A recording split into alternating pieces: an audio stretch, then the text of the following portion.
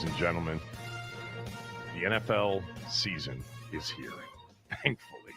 Tonight, we get the Cowboys on the road against the defending champion Philadelphia Eagles.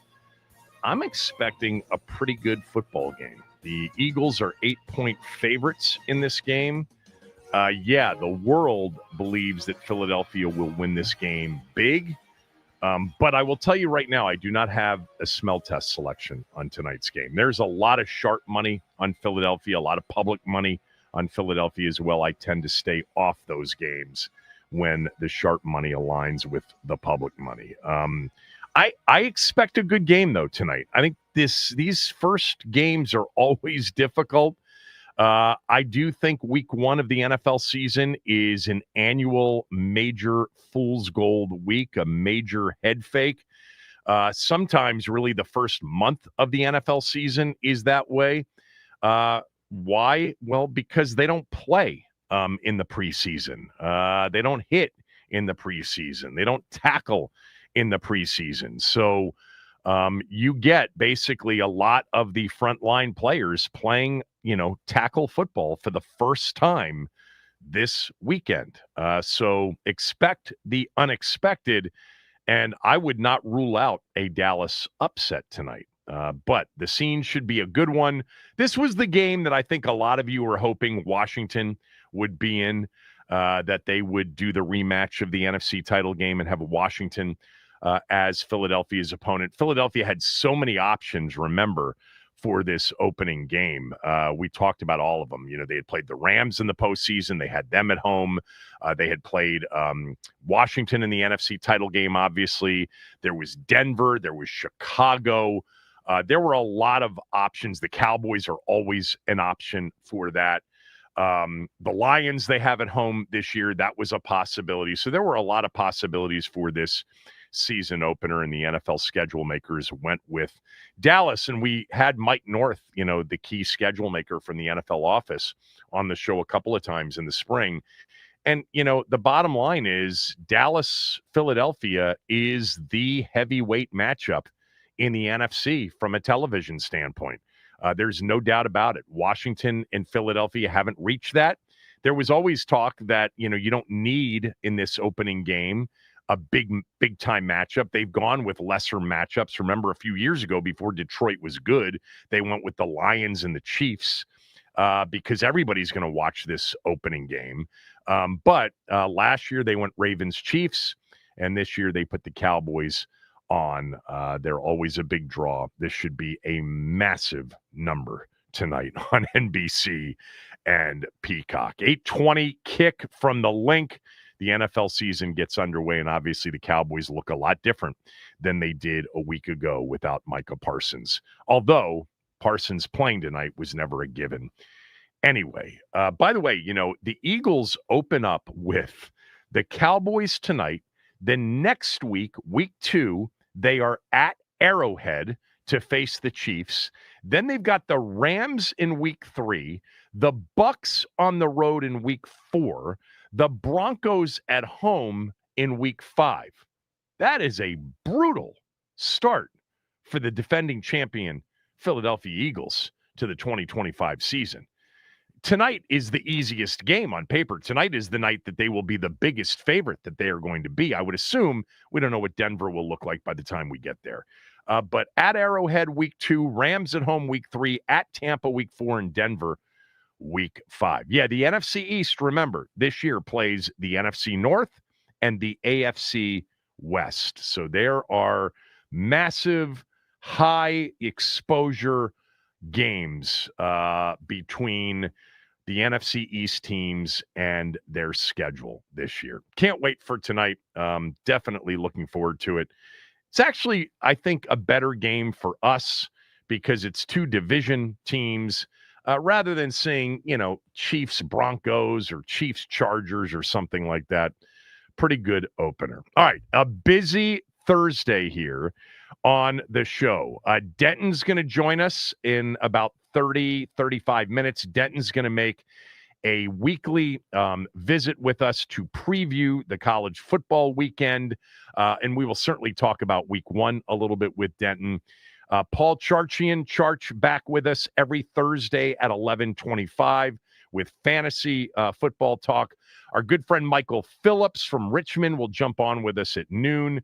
Dan Duggan, who covers the Giants for The Athletic. We will have somebody who covers the opponent each week on the show. He'll be on the show at 12:25. We've got all of our picks, including today the NFC picks. We gave you our AFC picks yesterday. We'll give you an overperforming team, an underperforming team, and an NFC bold prediction. We'll get you to the Super Bowl matchup in Santa Clara in February. Yesterday in our predictions, I had the Chiefs making the Super Bowl out of the AFC. Max had the Ravens reaching the Super Bowl. Who will reach the Super Bowl out of the NFC? We will have those predictions on the show today. My actual and Max's actual Washington season prediction record we will save for tomorrow's show. But I can tell you now, and I have no idea what Max has, but you're going to know how I feel about Washington and the record they might have based on the NFC predictions that I give you on the show today. I was listening to something coming in this morning on the Greenberg show on ESPN, the Get Up show. And they talked about entering this season, the teams that have the most pressure on them.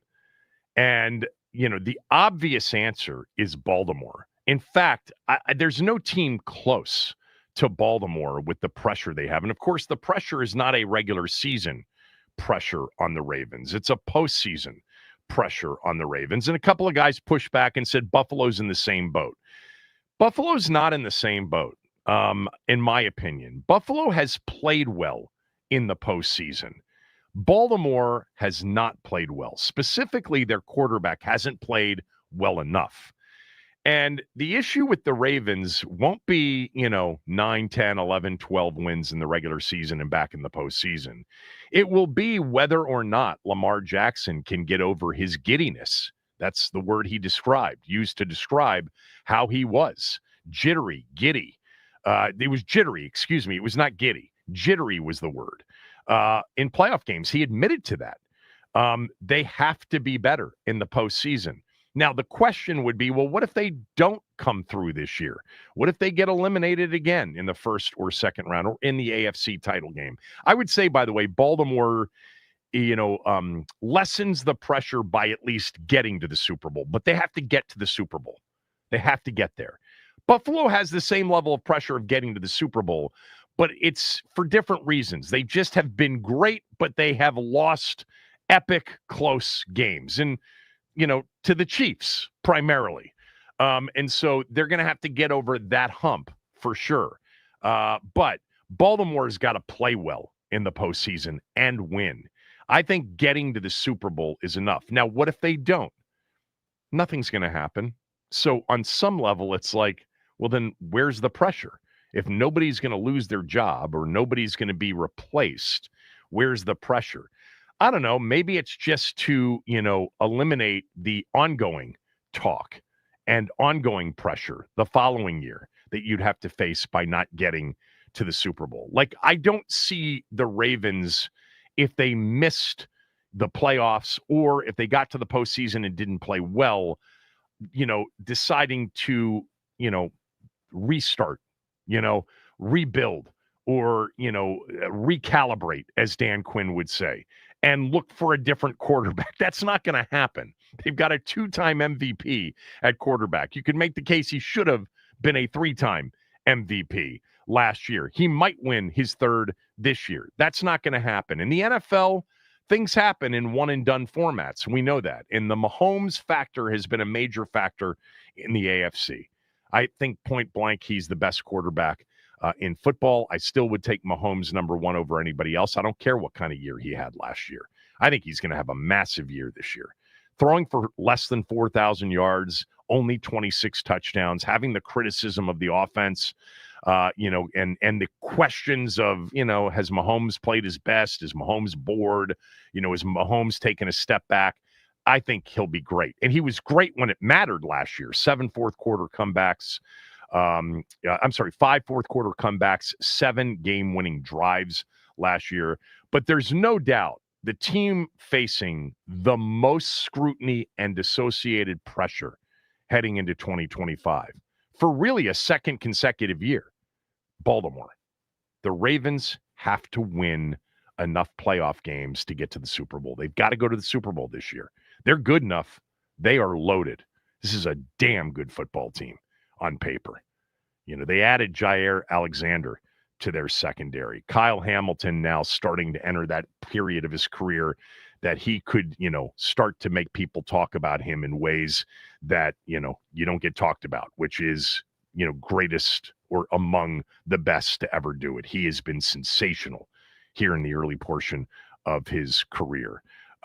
They should be better on defense. They are every bit of what they were last year offensively. Baltimore is number one on the list of teams facing the most pressure, in my opinion. I think it's Buffalo 2, and then I would go Kyle Shanahan specifically number 3. Like, Kyle had some pressure last year. He's got to win the Super Bowl at some point. He's been called this genius, this top 3, top 5 coach pretty much consistently. It's not the Andy Reid situation yet, because he's been to a couple and he's been to the championship games in which, they certainly could have beaten Philadelphia the year that Brock Purdy got hurt and then the backup got hurt. And then you had basically Christian McCaffrey taking Wildcat snaps in the second half of the NFC title game at the Link a few years ago. But I would say that Kyle is right there at number 3. He's got to get it done at some point. I think the 49ers, I agree with the odds makers on the 49ers, but the key with them is health. If they're healthy and their stars are healthy, there's no reason why San Francisco won't be right there. Double-digit wins, battling the Rams to win the NFC West, and I wouldn't be surprised if they were to win it and if they were to be a very high seed in the NFC playoffs. The NFC West has kind of an on-paper easy schedule. You don't know how that'll work out. We talk about that all the time. But, they, have obviously within their division 4 games against the Saints and the Cardinals. We don't know what the Cardinals will look like. They have, the Giants on the schedule, the Panthers on the schedule, the Browns on the schedule, the Titans on the schedule, the Colts on the schedule. If you want to say the Bears are questionable this year, they got the Bears on the schedule. I mean, you go down San Francisco's schedule, man, if they're healthy and they don't win 10, 11, 12 games, then there could be a shakeup, coming in the offseason. But if they're healthy, I see them being a good football team. And I think there's some pressure on Kyle and maybe on John Lynch as well to get this team to the Super Bowl and to finally win it. The last time they were in it, Kyle cost them. By taking the ball in overtime with the overtime rules changed. Now, it was almost as if he was not prepared for that situation. Excited that we are finally here and we've got NFL football to talk about. All right, when we come back, there was a few things said yesterday by the head coach, by the quarterback, and by the team's tight end about a certain individual on the team as we get ready for Washington's season opener on Sunday against the Giants. You'll hear it, and then Denton will jump on with us after that to preview the college football weekend. Kevin Sheehan Show, the Team 980, the team980.com. We're free and live on the Odyssey app.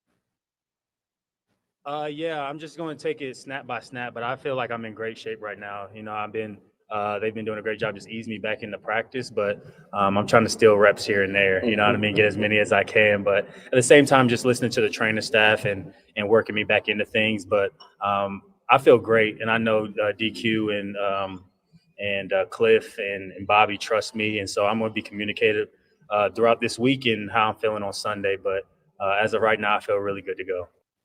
Terry McLaurin yesterday answering a question from Channel 7's Scott Abraham. I don't expect Terry to be cut back at all. I don't.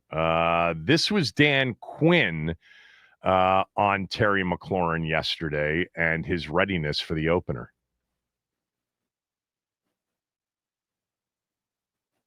Full speed as we can get, and but we like where he's at in terms of attitude and style and plays that we can feature. So that's why for him leading into last week and this week, it was great to have him back out, getting reps and going through that whole process. But it's also been good to see him connecting with everybody. So we're in a good space as it goes with Terry. There you go. Terry McLaurin Sunday, I think we're good. The injury report was out yesterday. Marcus Mariota was a full participant. We'll go through some of the other players on the injury report as well. Maybe the most significant name on the injury report for Washington and New York is tackle Andrew Thomas for the Giants. All right, Jaden spoke yesterday. You're going to hear some of that. And I'm also going to read to you what Zach Ertz said about Jaden Daniels. But before that, Ben Standig, and he'll be on with us tomorrow at noon. Every year, this is year number 7, Ben does a survey of a group of agents, NFL agents. They are granted anonymity for the purposes of answering questions on this survey about the league, about our team. It's been one of the best things to read for the last several years, and Ben put it out yesterday. And there are a couple of things in here, and we'll talk about it a little bit more when he's on the show tomorrow. This is on Ben's Substack now. You can link to that at Ben Standig on X. But in talking about which franchise has its act together, so it's basically identifying the best franchises in the NFL. The Eagles got, out of the 24 agents that were asked about it, they got 7 votes. The Ravens were next, the Vikings after that. But then tied for 4th among votes, Washington. Which franchise has its act together? Washington. And here's what one agent said about Washington. Washington is the most stable organization from top to bottom. Wow. What universe am I living in? We're 2 years removed from the bottom of the barrel, like the worst of the worst. And in 2 years, there's an agent out there that says Washington is the most stable organization from top to bottom. Congratulations to, when you start hearing this from agents, you start hearing this from people around the league, and Washington's, after the Eagles, Ravens, Vikings, they're among the Bills, Chiefs, and Lions. By the way, the Lions, too, on that list in terms of franchises having their act together. Pretty impressive. That is for sure. What a change. If you're wondering, the most unstable franchise in the league, the Bengals, followed by the Cowboys. And Washington was always at the top of that most unstable heading. And then there were a lot of questions about quarterbacks and Jaden Daniels in particular, but we'll save some of it for tomorrow. And, you got to go read the rest of it on your own. But Ben asked these 24 agents, which quarterback do you believe will define the NFL's next decade? Jaden Daniels, number 1, got 8.5 of the 24 votes. Mahomes was 2, and then Allen and Burrow were way down the list. A couple of, or the quote on Jaden from an agent on the condition of anonymity. Jaden Daniels has it all. Very smart, gifted athletically, handles himself well, a hard worker who doesn't take himself too seriously. Teammates love him. Some knock the build, the physical build, but he's elusive. To come in as a rookie and turn around that franchise is enormous. There you go on Jaden Daniels. There's a lot of other really good stuff in here on Jaden and quarterbacks in general. Thoughts on why Shedeur Sanders, from the agent's perspective, slipped and what the real story was behind that. Some of the early thoughts on a quarterback like Arch Manning for next year. But yeah, some good stuff from Ben's 7th annual agent survey. He does a really good job with that. All right, before you hear some of what Jaden said yesterday, because Wednesday is coach and quarterback day, today is coordinator day, and then tomorrow we'll hear from the coach one last time. I wanted to read to you something that Zach Ertz said about Jaden Daniels. Kind of, a veteran recognizing what is important, beyond just the on-the-field ability. Zach Ertz said yesterday, quote, "The humility has been the surprising thing. You don't get drafted number 2 without the physical traits, right? He's fast. He can make all the throws, all that. But it's his ability to be one of the guys that sets him apart. I don't throw this name around lightly, but he's a lot like Andrew Luck in that way." Ertz, of course, played at Stanford with Andrew Luck. And he says, quote, "At Stanford, it was never about Andrew. Here, it's never about Jaden. They're the best player on the team, but they just want to be one of the guys. That's rare. I'm telling you, that's rare." That from Zach Ertz. Obviously, the connection that Jaden and Zach Ertz have made has been exceptionally important to what the offense is. Ertz will be a big, big part of what they do offensively this year. All right. Yesterday, Jaden was asked a few things about sort of year 2, what the offense is capable of. Let's play number 1, Max, where he talks about what makes him different in year 2. I would probably just say a year under my belt to know what I'm getting myself into with a week 1. Last year, I didn't know what I was getting myself into. It was first game, didn't know what to expect, but now you just go out there, you have a routine, preparation, and consistent. So, it's kind of what's different. Yeah, I mean, he knows what to expect from, the league going into the opener. Last year, he didn't. And remember, he was not the issue in their blowout loss to Tampa in that game. The defense couldn't get off the field. Baker Mayfield threw 4 touchdowns.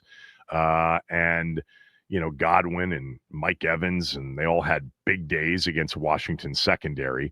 But remember, the one thing in watching that game, 2 things actually.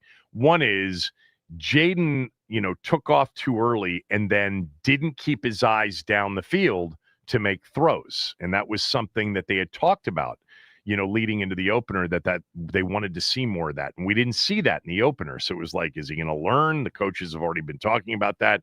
Well, it didn't take long for him to learn how to keep his eyes down the field as he escaped the pocket. The other thing that I remember is just the insanity of how much they ran him in that game when the game was over.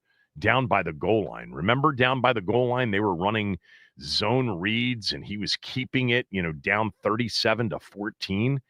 I was like, what are we doing here in his first game, exposing him to basically he ran 16 times for 88 yards and 2 touchdowns, but about 6 of those carries were with the game completely decided.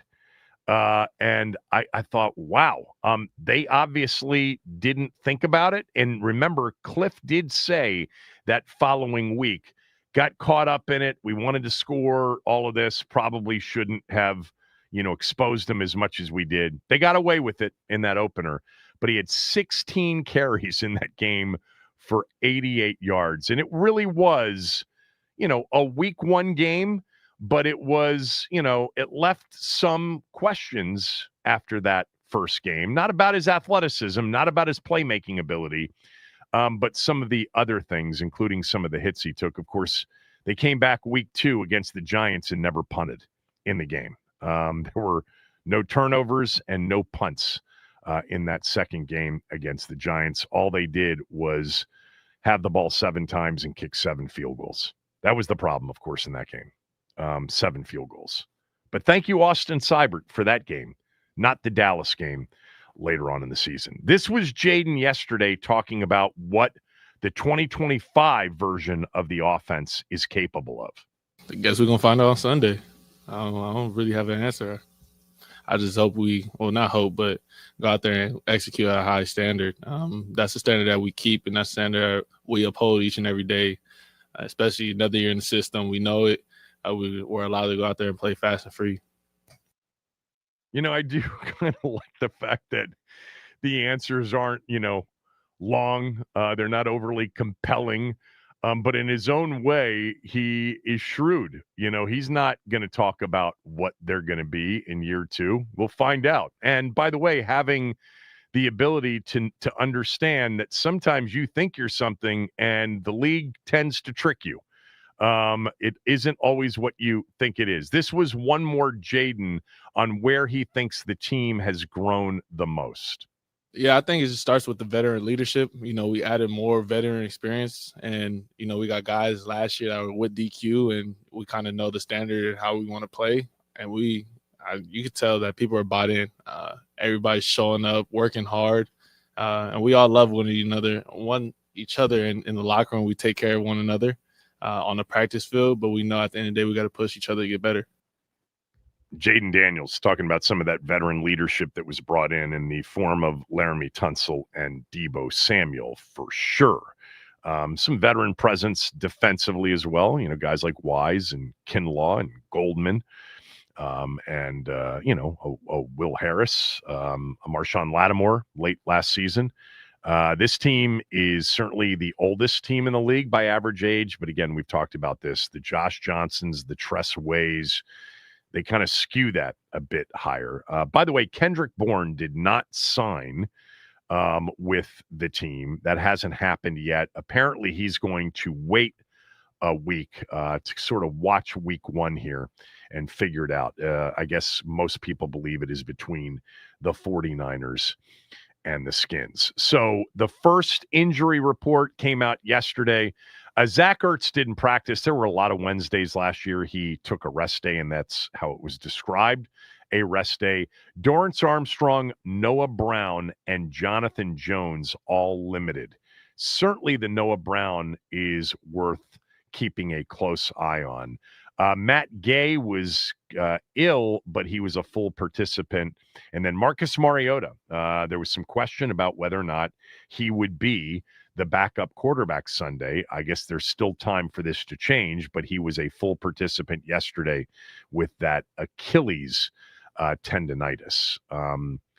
Having Marcus Mariota back, I thought was a big deal. One of the things at the end of the season last year, I think number 1 on my list was for them to focus on continuing what they had started to do in the changing of the culture. And that meant bringing back Wagner, Ertz, and even Mariota.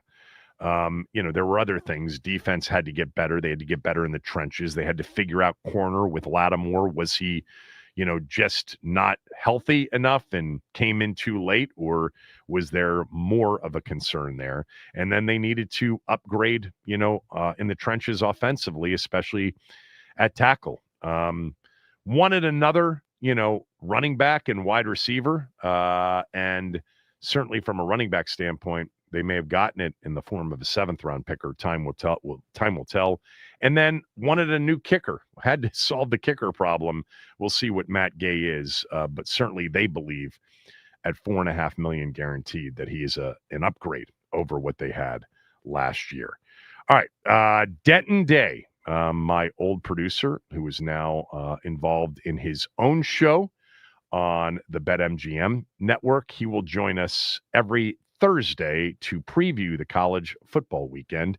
We'll also look back to week 1 with Denton when we come back. Remember that all of our football talk on Football Thursdays and other days during the week is brought to you by Paramount. Stream your local NFL game all season long, kicking off with the juicy week 1 matchup between Detroit and Green Bay, starting at just $30 for your first year. That's like $2.50 a month. Visit ParamountPlus.com/NFL to get started today.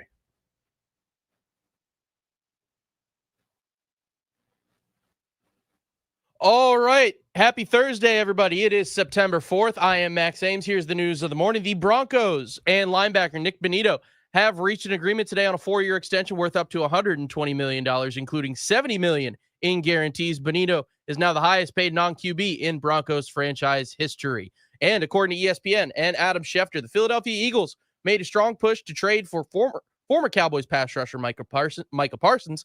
Philly and GM Howie Roseman inquired about his availability, and Dallas reportedly had very little interest in trading him to another team in the NFC East. Jawan Jennings ends his holdout with the San Francisco 49ers, adds $3 million in incentives to his deal. He can now earn up to $10.5 million in the final year of his contract. The Nats, they sweep the Marlins yesterday in what will be described as the Nasim Nunez game. Nunez, called up from AAA Rochester on Monday, went 3 for 4 with 2 home runs. Final score for the Nats, 10-5. They are off tonight and we'll get back in action tomorrow against the Chicago Cubs. Finally, football is back. The Dallas Cowboys travel to the Link in Philadelphia for the inaugural game of the NFL's regular season. The Eagles are favored by 8.5 with a heap of sharp money coming in on the defending Super Bowl champions. That'll be at 8:20 on NBC. This update is sponsored by the Team 980 YouTube page. Just open the app, type in the Team 980. Hit subscribe. Kevin Sheehan is live every day from 10 to 1. You can catch Den's office throughout all football season. Don't forget to hit the like button whenever you do decide to join us and turn on notifications to stay up to date on all things DC sports. And that is what's trending.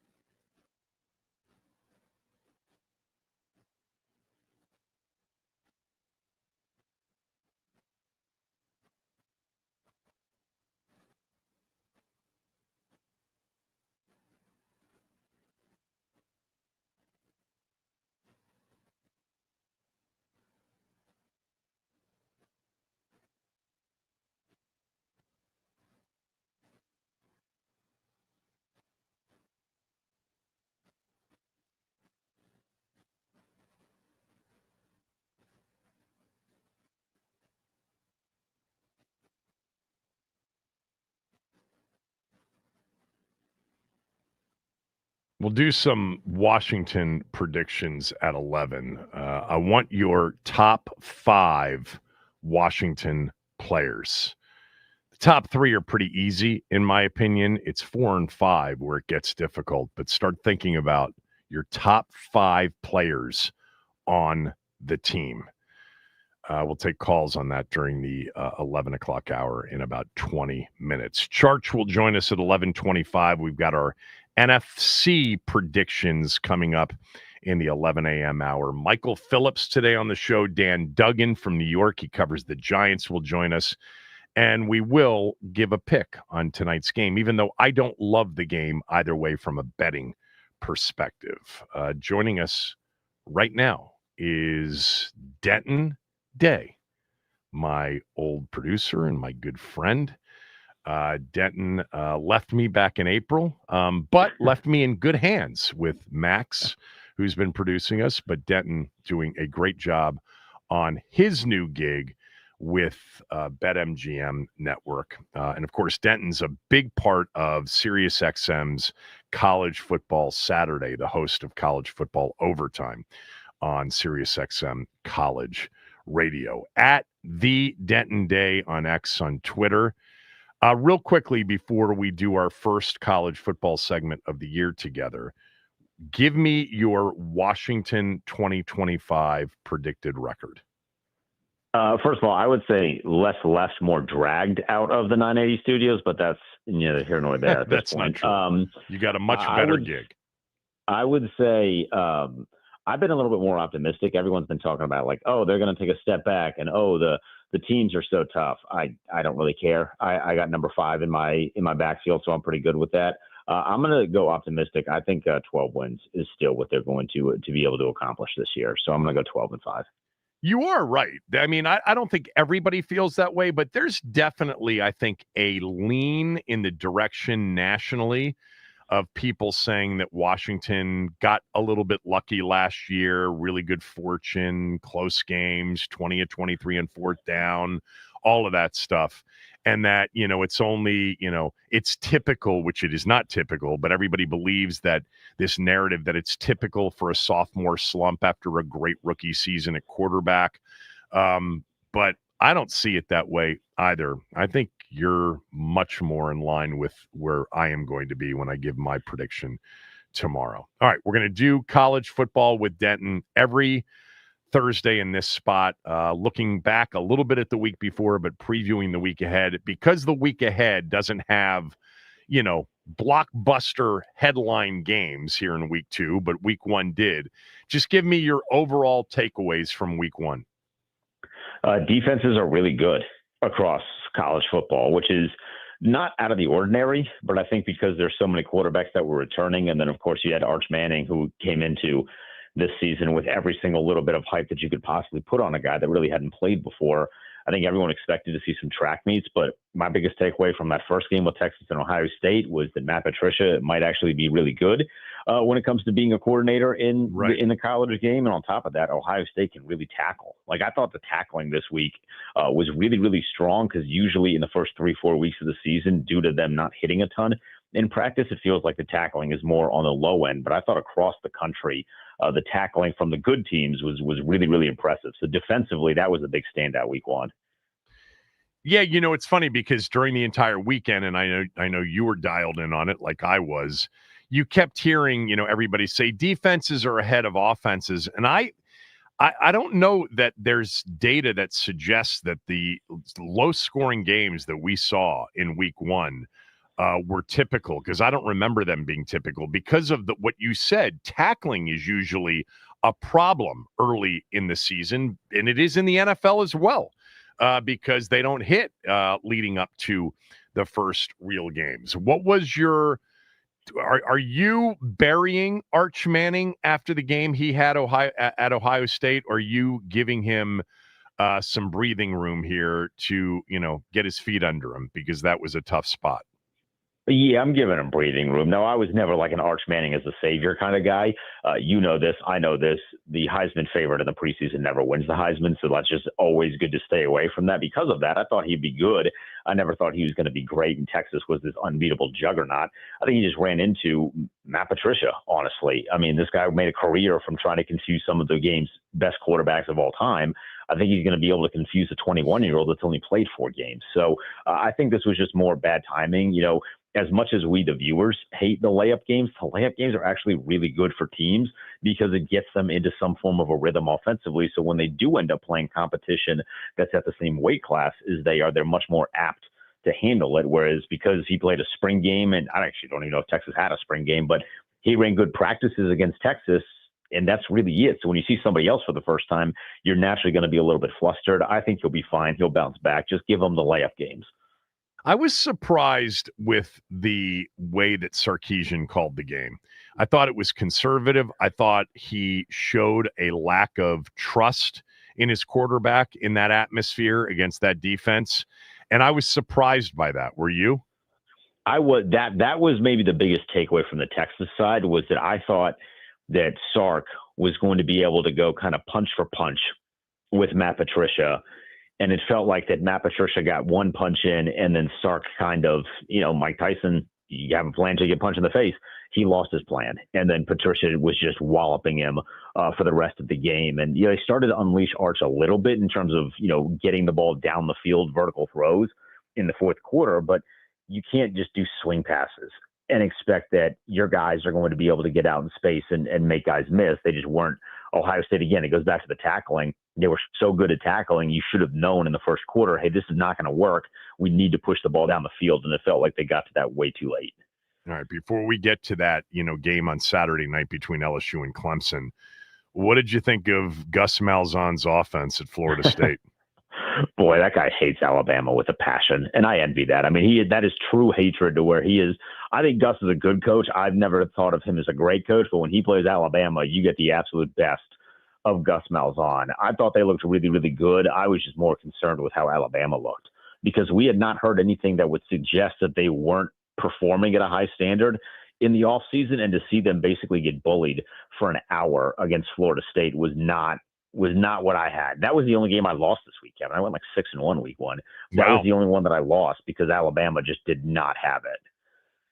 You and I didn't talk about Tommy Castellanos. I loved him at BC. I didn't really know until maybe a week or two before that Florida State is where he landed. I thought he really was a dangerous quarterback at Boston College. I think he looks the part. Like, to me, Florida State, what I saw is sustainable. What do you think? I do too. The talent is certainly there. It's going to be a personality thing because he is confident. He's very confident. That's why he's not there at Boston College. He has a little bit of a mouth on him. Now, we've seen like Diego Pavia has a little bit of a mouth on him, and it really worked in his favor. There's a level of swagger that, not to compare Castellanos to, Texas A&M Johnny Manziel, but there was a level of swagger that Manziel had.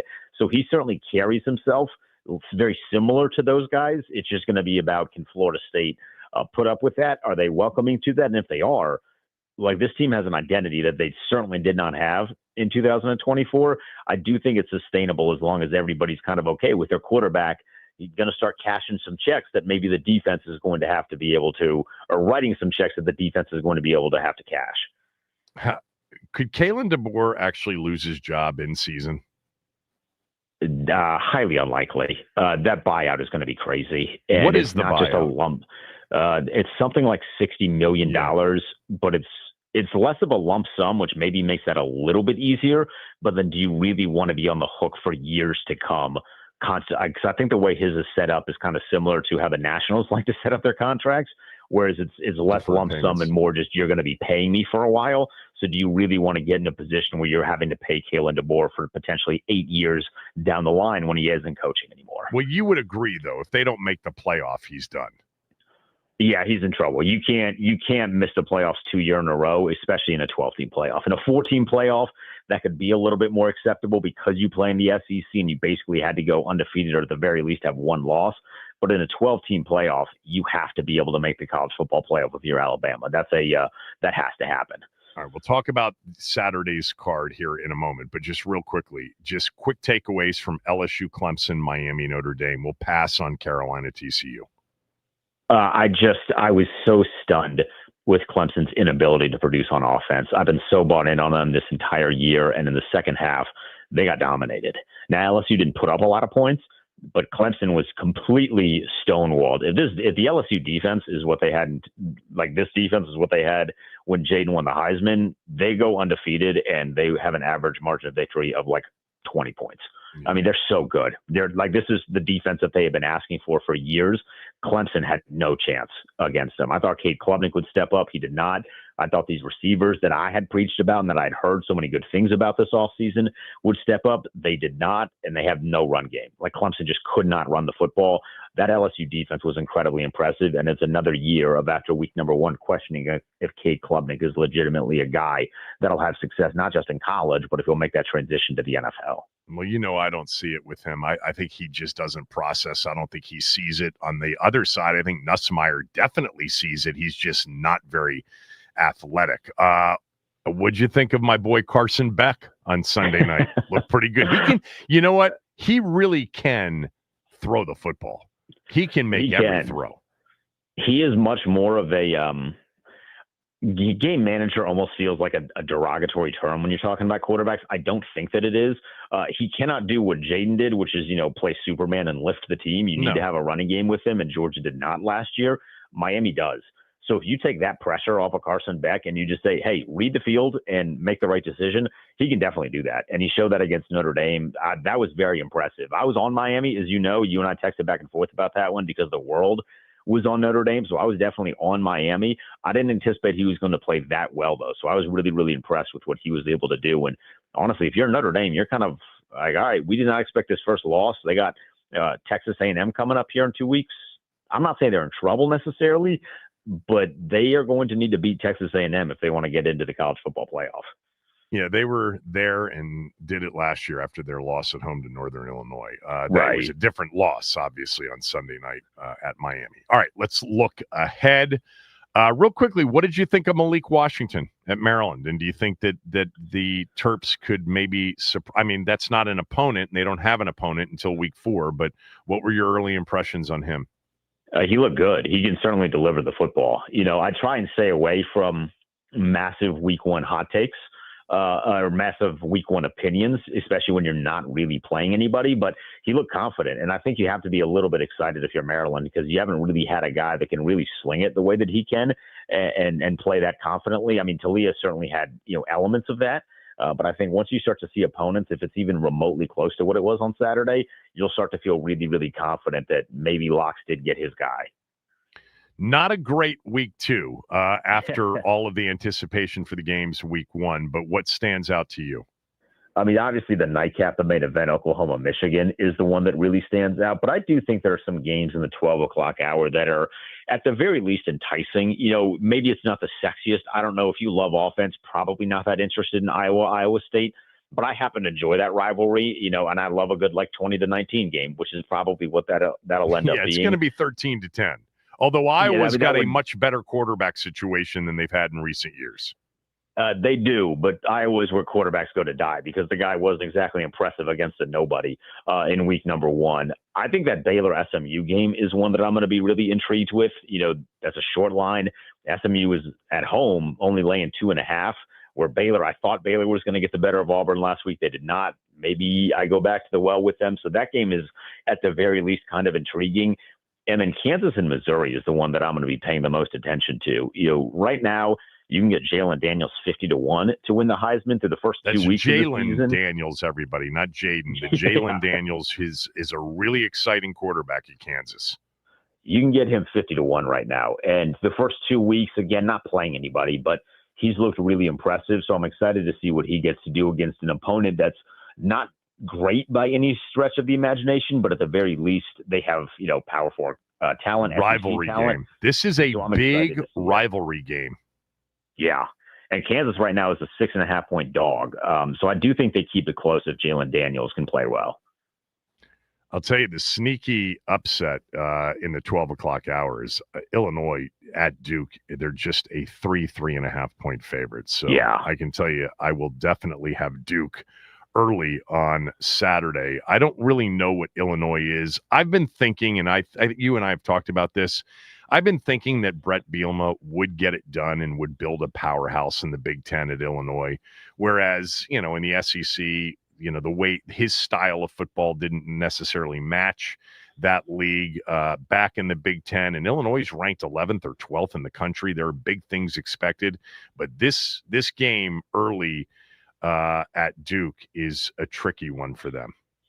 Yeah, that was a line that I was a little surprised with. And that's one of those ones where the flag immediately comes up and you're like, all right, there's something going on here. And I think because, the average is going to see a ranked team going on the road to Duke as a very, very short line. Everyone's going to be all over Illinois, but that's one that you got to pay attention to. And I think I'm going to be with you on Duke. If DeBoer gets fired, who would the front runner be for the Alabama job? Probably Saban. I know he says he doesn't want to coach again, but you don't really have other options right now. It's not like there's some sexy, up and coming hire that's waiting in the wings. That's kind of what Kalen DeBoer was supposed to be, and he hasn't really amounted to that, at least as of this point. Now it's still early. If they go on, because they have Georgia, LSU, and Oklahoma this year towards the end of the year, if he makes it to that point and they start winning those games, people will forget about the Florida State loss, but there's not really a lot of better options right now than Kalen DeBoer, unless you really love maybe a Lance Leipold at Kansas. But look, if you're going to hire the guy from Washington, Lincoln Riley. Oh my God! If you're going to fire DeBoer for Lincoln Riley, jump off the bandwagon. At that point, just hand Saban a blank check and get on your hands. And what about Mark Stoops?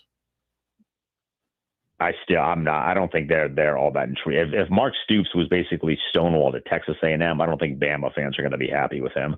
That's what I'm saying. Will Kyle Whittingham ever leave Utah? Yeah, but he's 65. Do you want to hire a 65-year-old? I think he's one of the top 3 or 4 coaches in the country, and it has been that forever. I do too, but remember, he already put his retirement plan in place at Utah. So I don't know how much longer he wants to do it at this level. And I think at Utah, you can get away with maybe not that he doesn't recruit, but there's some lapses at times. It's a different ballgame if you're going into the SEC. That's the fear is, Kalen DeBoer might not be the best, but there's not a lot of better options right now if you're Alabama. I mean, they have Georgia on the road. They have to play, obviously, LSU in November. I'm sure we're shooting him way too early, but God, to have that kind of a loss where really it was not competitive after that opening drive. And I thought Ty Simpson actually looked pretty good at times. He's a better thrower of the football than Milroe. But that team's got to be in the playoff, period. Yeah, he was just lost at times. That first drive was great because, as we know, the first drive is scripted.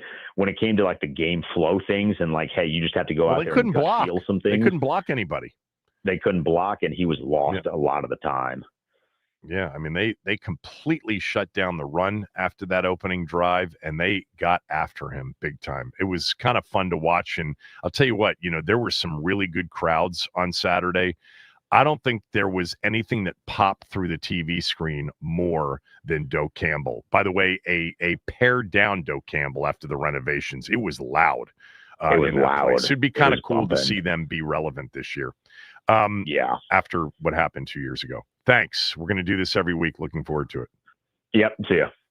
Denton, everybody, every Thursday at 10:35 talking college football. All right, up next, 301-230-0980, 301-230-0980. I want your top 5 players on the team.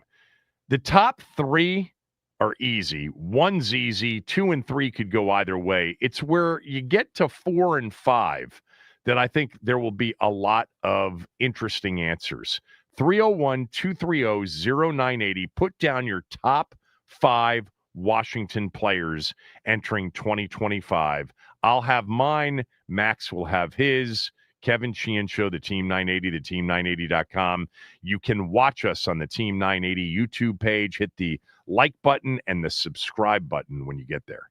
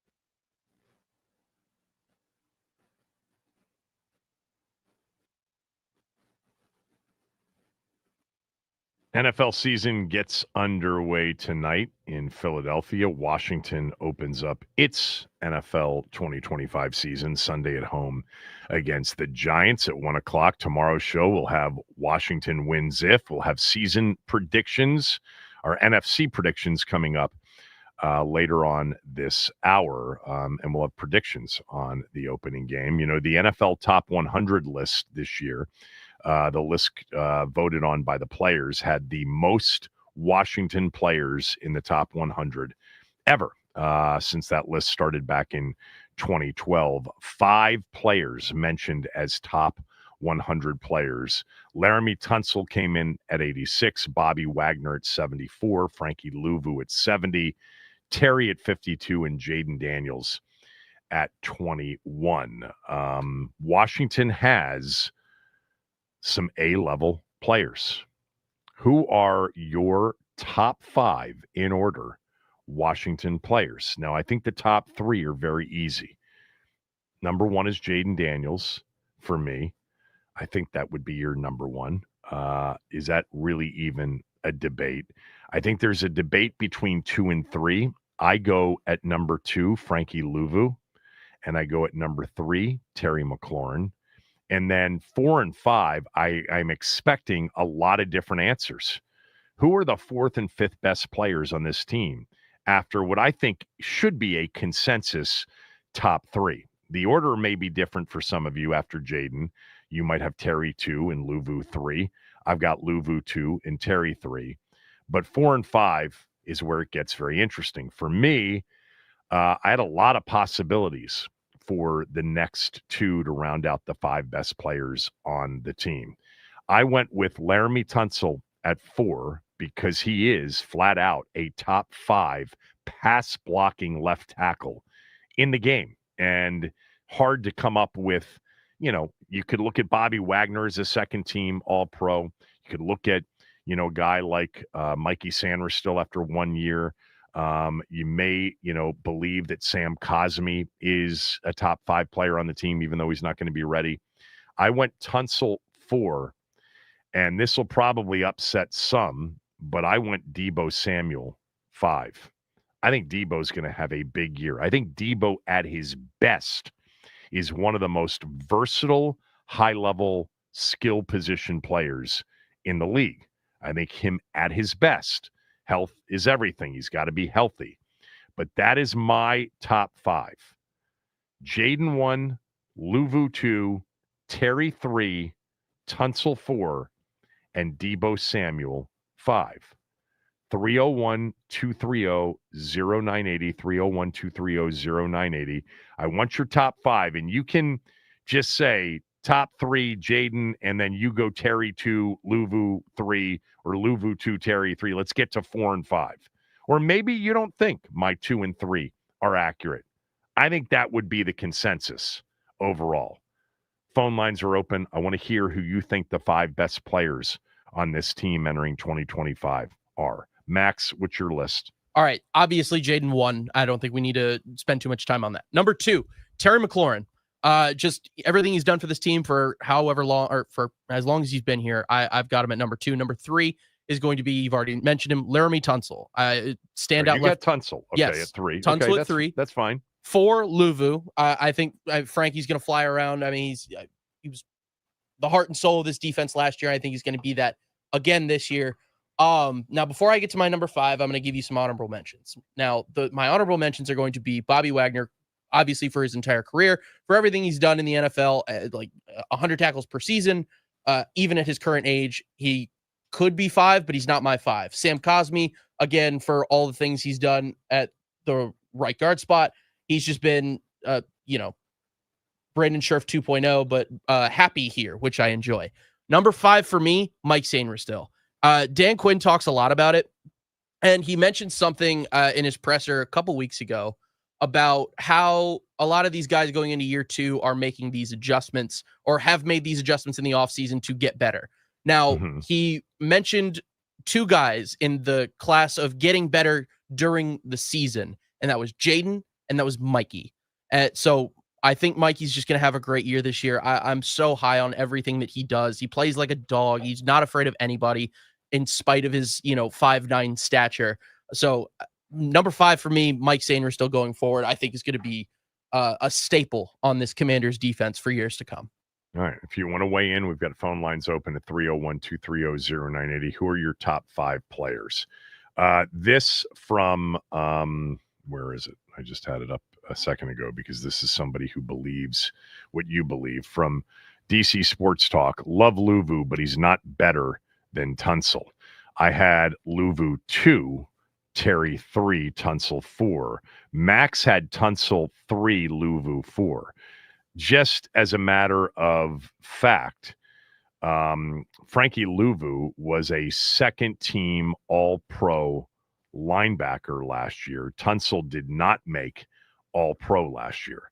The left tackles were Tristan Wirfs and Jordan Mailata on the first team, and the second team tackles were Lane Johnson.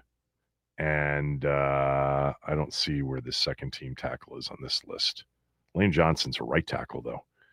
I guess. Oh, you only had one left tackle. Duh. Tristan Wirfs was first team. Jordan Mailata was second team. And in terms of all pro, fewer opportunities on that. I get it. More linebackers. Where Frankie Luvu and Bobby Wagner were both second team all pros. Let's go to Ross in Tampa. Ross, give me your top 5 players on the team in order. All right, Kevin, first and foremost, you know how it is. What's good in the hood, man? What's up, Ross? How you doing? Not much. All right, so just like Max, I got an honorable mention too. Then I'm going to get right to the top 5. So my honorable mentions are Laramie Tunsil, Terry McLaurin, Frankie Luvu, and Deron Payne. Those are your honorable mentions. Wow. Okay. Those are my honorable mentions, Kevin. All right, so my top 5. Coming in number 5, Jaden Daniels. Coming in number 4. Hold on for a second. Daniels. First of all, I don't want everybody's honorable mention list because it'll take too long and phone lines are packing up here. Number 2, give me 1 through 5 in that order. So because I want to make sure I'm not confused. Did you just say that Jaden Daniels is the 5th best player on the team? Hear me out, Kevin. I promise, man. Coming in number 5, Jaden. Number 4, Jaden. Number 3, Jaden. Number 2, and number 1, Jaden Daniels. Okay, so that's why you had everybody else honorable mention. You're doing a bit. Okay. All right. Yeah, those are my top 5, Kevin. Thank you, Ross. Those are my top 5. Appreciate it. Yes, sir. Let's go to Nate. Nate's calling, I think, from Colorado. Nate, your top 5 players on the team in order. Go ahead. Yes, sir. DC native out in Colorado. But Jaden, number 1. Terry, number 2. I'm going to put Tunsil at number 3. Luvu at 4. And I'm going to give some love to Deron Payne here at number 5. Pretty much every year prior to this year, I would have had Deron in the top 5 because I'm a big Deron Payne fan. That is for sure. I think it's hard after the season he had last year and the one he had the year before to consider him a top 5 player anymore. They have more talent than they've had. I would love it if this time next year, Deron Payne is a top 5 player, because the one thing I think a lot of people forget is Deron right now should be in the prime of his career. He is 28, and he just turned 28 a few months ago. This should be the beginning of like a 3-year, if he is the player that they thought they had when they drafted him, that we thought he was in 2022. There is, by the way, I want to mention, sort of a narrative out there from people in the know that with John gone, Deron may thrive. He might be more comfortable without sort of big brother looking over his shoulder. We'll see. I don't think Deron Payne's a top 5 player on this team anymore, but I would certainly say as a talent, he could be. Yes. Thanks, Nate, for the call. Paulie, your top 5 players on the team. Hell to the W. What's up, big guy? What's up, big boy? Let me be uncoachable for a quick second too. I think with Kinlaw next to Payne, Kinlaw eating up the double teams. I think that's why Payne's going to have a big season, because I don't see too many people that could just stand in front of him one-on-one without him getting the best of them. You know what I mean? So I would say That's about an interesting point. We'll find out if Kinlaw is somebody, because Duran got doubled more last year than John did. I still think Duran's going to be the focus on some of those double teams, but you might be right. Let's see how it plays out. Yeah, their whole time together, those two, Duran always got the doubles. Almost always, or more so. Yeah. My list, man, actually mirrored Max, but I'm gonna amend it a little bit. I got Jaden 1, Terry 2, Luvu 3, Tunsil 4. Give me Marshawn Lattimore at 5. Them cornerbacks smell the money, man. I smell a big season from Lattimore this year, man. Give me Lattimore at 5, man. Pedigree follows, bro. Yeah. I mean, he's under contract in 2026, but there is no, the guaranteed money isn't there, and there's a lot of discussion. There will be a lot of discussion if he has a big year about paying him, as there will be with Tunsil next offseason. Yeah, I thought about Lattimore, Paulie. Certainly from a talent standpoint, he's in the conversation. Thanks, as always. Let's go to John in Falls Church. John, top 5 players on the team. I got to agree with your top 5 right down the line, and I want to stick up for Debo. I'm coming around to being a Commanders fan, but I'm a 49ers fan first and foremost. Okay. And he brought us so many good. He tries so hard. He does try so hard. He is people accuse him of being overweight. He's a thick dude in the core. Yeah. And that's why he sheds tackles. I mean, from like his thigh to his shoulder probably weighs, 80% of his body weight.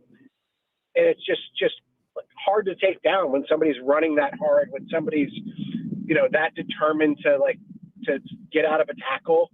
He is really, really good. And, he does get hurt. Like he's a fine-tuned machine. He's got pulled hamstrings and stuff like that. But yeah, it's not because he's not trying or it's because he's overweight or because of anything like that. He is a determined football player and who's really good at football. And you kind of lose that. You go back to high school or even junior high or whatever. Some guys are just really good at what they do, football, basketball, baseball, because they care so much. And this guy is so good at football. He is so good at football when he is right physically. And I'll tell you what, he plays not right physically a lot more than most players do. And sometimes that impacts the performance. If he is healthy and he is fit and he is motivated, which we believe he is, contract year, the whole thing, he's playing with the best quarterback he's ever played with. He's playing with an outstanding, coordinator, not that he wasn't before. I think, I'm not saying this about all of our fans, but I know a lot of our fans watch our team, and that's kind of it.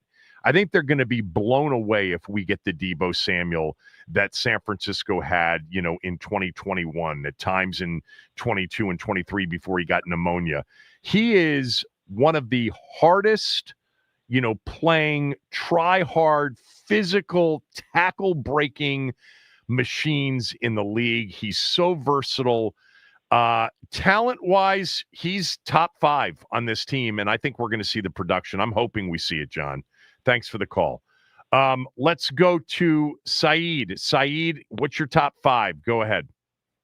Hey, Kevin. My top 5 is, and I'll explain why it's this top 5. It's Jaden, Terry, Deebo Samuel. Ooh, okay. Zach Ertz, and Frankie Louvu. And the reason why I say that, an honorable mention, Von Miller for me. And the reason I say that is because I watched the press conference for the Giants coach, and when he was asked about Washington and what they did last year, he was basically saying, it doesn't really matter because you don't know how they're going to do what they do in week 1. You have no tape for this year on how they're going to use it. So I made the top 5 based on who I thought the Giants are drawing circles around, who they're thinking, how is this guy going to be used? And that's how I based it on the top player, not necessarily on athleticism, just on who's honestly a problem when they're watching the tape and wondering, how are we going to go about containing these guys? So that's how I based it. Yeah, I mean, look, you had I didn't listen to Dable's press conference yesterday, and I'm going to go back and listen to it after the show today. I love doing that with the opposing coaches before games. But you put Ertz in there. I actually considered Ertz for number 5 along with Debo. Ertz, certainly from an impact standpoint this year, is, I think, going to be super important. And his health, which hasn't been great until last year in recent years, will be critical to, the offense's production.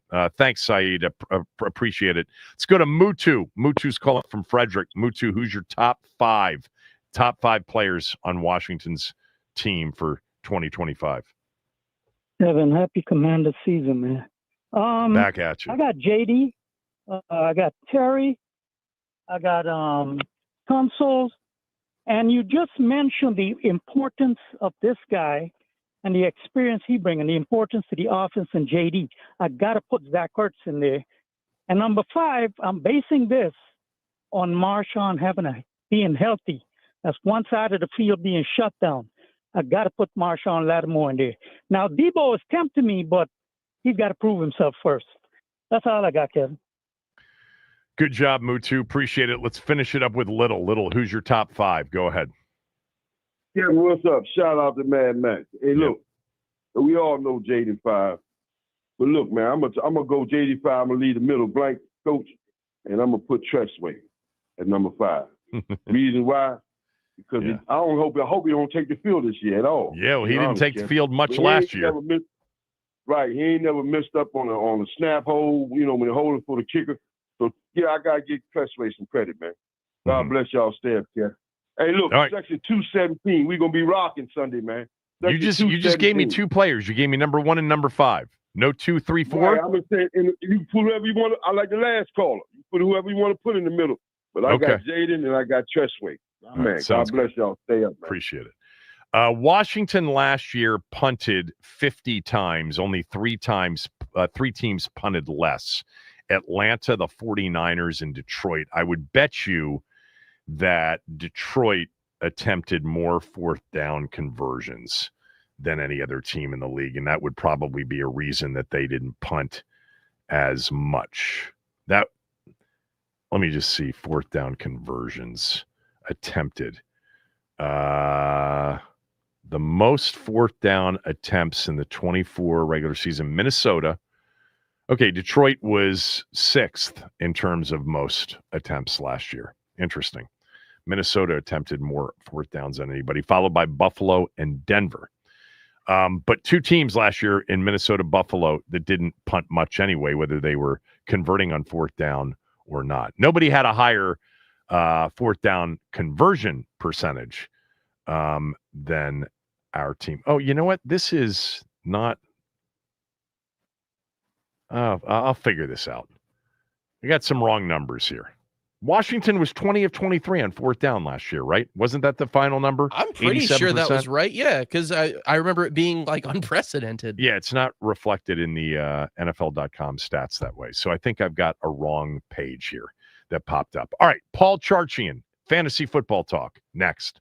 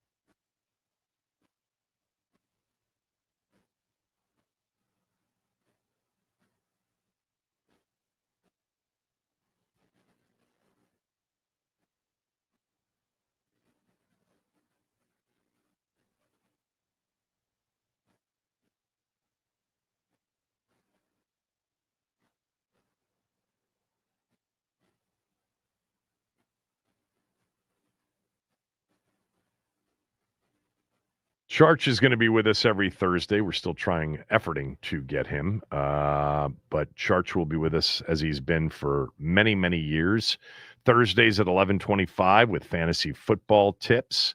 You can follow Charch on X at Paul Charchian. He's got podcasts galore.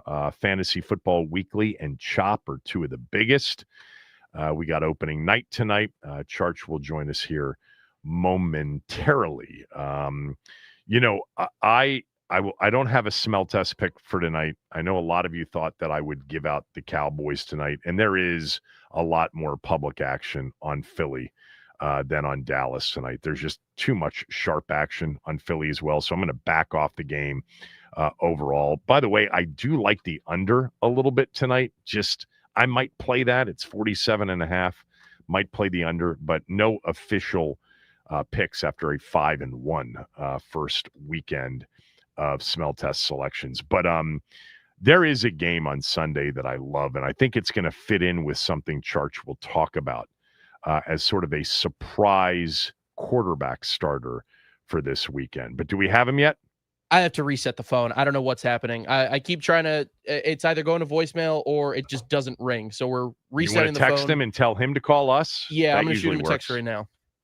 Yeah, shoot him a text and tell him to call us, and we'll see if we can get him that way.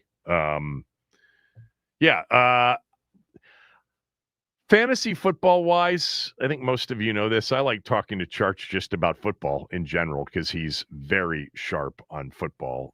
I'm, more of in that category of getting a rush from betting on games. A lot of you, have gotten it through fantasy football over the years, and I like it a lot more now, especially in these guillotine leagues where it's survive and advance, and that's it. That's fun to survive and advance. Lowest, score gets eliminated each week. By the way, we'll have obviously some of those, weekly suicide pools where all you've got to do is pick a winner, but you can't repeat that team during the course of the year. Week one, it seems like in those suicides that the first 2 weeks eliminates like 3/4 of the field every year. Last year, week one was Cincinnati losing to New England. I think they were the biggest favorite on the board in week one last year. And they lost that week one game at home against a team that would only win 3 more games during the course of the season. And sort of looking at this week, there aren't a lot of massive underdogs. The Titans are the biggest underdog this weekend. They're getting 8.5 at Denver. And then the second biggest underdog is tonight. The Cowboys getting 8, although I've seen 8.5s out there as well. But wouldn't surprise me if, the world has Cincinnati in a suicide pool and somehow Cleveland wins that game. Do we have Charch? All right, we got Charch, finally. Phone line issues aside. One of my favorite segments of the week, Paul Charchian, right with us every Thursday in this time slot to talk fantasy football. Before we get to fantasy football and some of what you want to talk about today, have you made sort of a Super Bowl pick for this season? Do you have an NFC champion and an AFC champion and an ultimate winner? I do. And I know it's super boring, but the best roster in the NFL by a margin remains the Eagles. And, teams don't repeat. And I hate being chalky because, what fun is that? There's no fun in chalk. But I just think the reality is the best roster by a margin is still the Eagles. And, there's 2 teams in your division that are going to offer zero resistance this season. So I just think the Eagles have got the clearest path, and I'm a pretty big contrarian. I really believe everything changes every year a lot, but I don't see that changing. I know that is not really the answer that your listeners want to hear. No. So who do you have out of the AFC? Yeah, AFC is I think way more wide open this year, but my belief is that this is the year that the Baltimore Ravens finally put it all together and we finally get the monkey off the back for Lamar Jackson. It's just such a good roster. We know they can run the ball with Derrick Henry. They can pass the ball well. The Ravens defense got tons better last year. They poured a bunch of draft picks into it. And I heard what you're saying about Cleveland and Cincinnati, and that is a trap game for sure. And those teams, Cleveland's going to be a lot better, but I think the Steelers will be a surprisingly easy out for Baltimore too. So that's my picks. Pretty chalky, and I'd love to go a different way. I think Carolina's going to be really improved, but we can't talk Super Bowl with Carolina. Do you have Baltimore winning the Super Bowl over Philly? It's funny. I guess I haven't really thought about it that much. Okay, but, that's about fine. who to win, I'll right now I'll still take the Eagles on the advantage of the best roster in football. How about you? What do you got? Average, intelligences get along together. I think that's why we both get along. I go the contrarian route every year too, and I'm very chalky in my overall picks so far that we've made on the show, the AFC picks. And my NFC picks are going to be pretty chalky too. Typically you get out of the 14 playoff teams, 5, 6 of them are teams that weren't in the postseason the year before. Right. I can't come up with that list this year. Usually I've got 4 or 5 teams that people are like, what? And it's hard to find the right 4 or 5. It's hard to find the Washington last year or the Houston from the year before, but I don't see it this year. I think it could be a real chalky kind of a season. So I'm with you on that. All right. Let's start with tonight. If you've got a lot of the Eagles, if you've got AJ Brown and you've got, Jalen Hurts and you've got Saquon Barkley, you got to have him in the game against Dallas's defense, don't you? Yeah, we're certainly starting all of our Eagles. That makes sense. And one of the beauties of the Eagles is they don't really have fringe guys. They've got, just like obvious players that you absolutely want to start. And then you don't have to go to Jahan Dotson. That's, it's part of the beauty of that roster. It's start all of your Eagles. And there's a lot of sort of baked in advantages right now for the Eagles and what is maybe the easiest start of their season. Last year, Dallas saw the most fantasy points to opposing passers and the 4th most to opposing wide receivers. So every part of that Eagles passing game is definitely in play. And then they'll run the ball through a lot of the second half of that game. Saquon Barkley likely sitting on a big matchup. And by the way, Kevin, why did the NFL put this dog matchup as their signature kickoff to the season? Everybody knew, but even before the Micah Parsons trade, Dallas had the stench of death. Yeah. The answer to that is the Cowboys are still a massive draw. I lost you there for a second. But, we talked a lot about how many great home games the Eagles had before the schedule came out. And I thought there was a lot of momentum potentially for a rematch of the NFC Championship game with Washington at Philadelphia. They've got the Rams at home. They've got the Lions at home. They've got the Broncos at home. So there were a lot of possibilities. But I had that guy, Mike North, who's a big part of making the schedule on a couple of times during the spring. And, last year they kind of broke trend of, hey, people are going to watch this game, so we don't need a great matchup. They had Detroit when they weren't very good against Kansas City, and they went with Baltimore KC last year. And they just decided to put their highest draw team along with Kansas City, into the opener against the Eagles. They'll get a massive number. They will. We're watching for the train wreck. We're not watching for a same game. We're watching to see, quote, America's team get their ass handed to them, and Jerry Jones get the comeuppance that he deserves as the worst general manager in football right now. It's week 1, Charts. That week 1, anything kind of happens. I mean, it's kind of a head fake week. We'll see, but you could be right, and I think a lot of people will be rooting to see that. All right, so give me the player that went undrafted in most leagues that you feel you got to pick up now before week 1.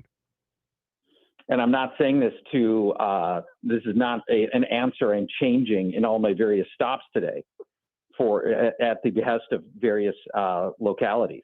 It's Chris Rodriguez.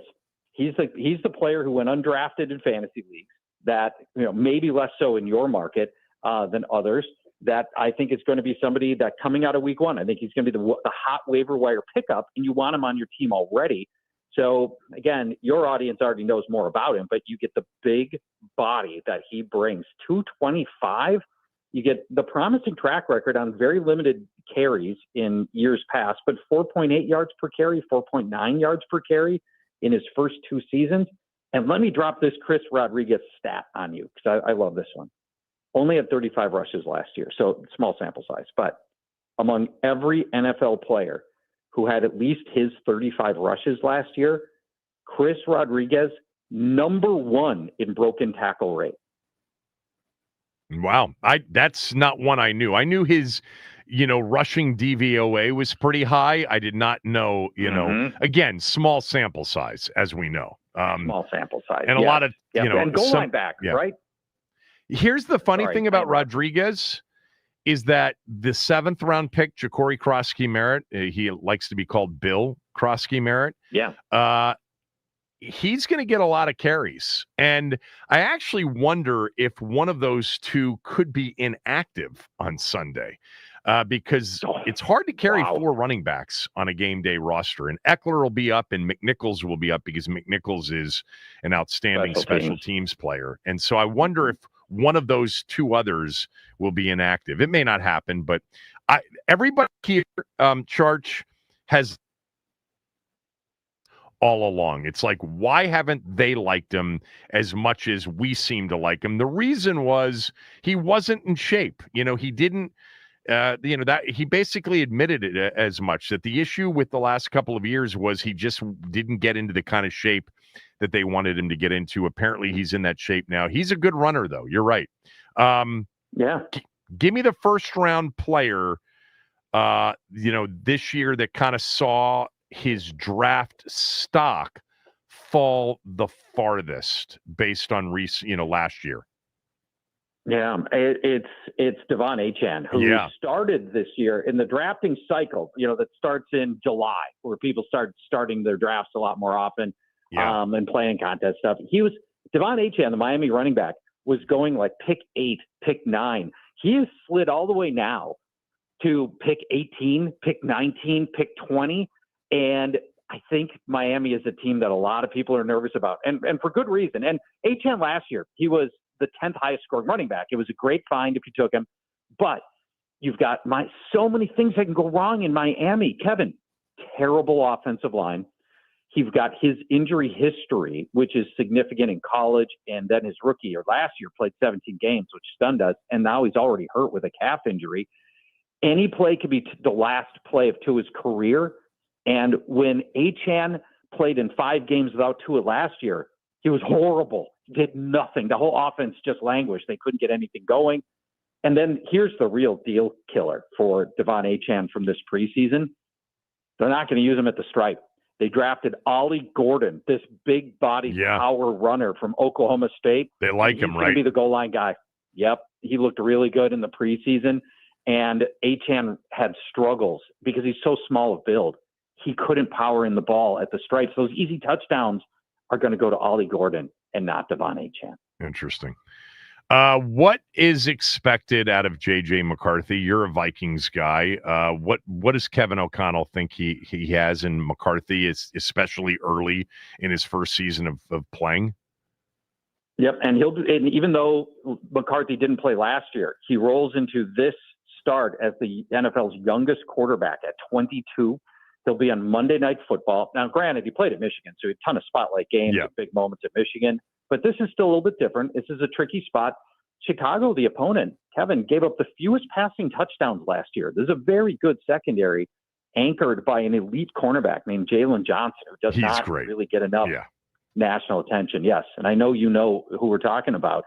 And then you've got all this tumult with the wide receivers for Minnesota.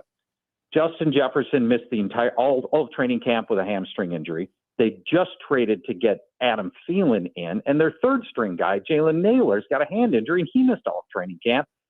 And so that I think we're going to just see a lot of running, and not a lot of passing from J.J. McCarthy unless the Vikings get down by a lot, which I don't think is going to happen. But they'll try for a balanced offense against a bad run defense last year, and Jordan Mason is the guy to watch here. Yeah, you've been talking about him. Regardless of where you drafted Jordan Mason, he could be sitting on a very big game, Kevin.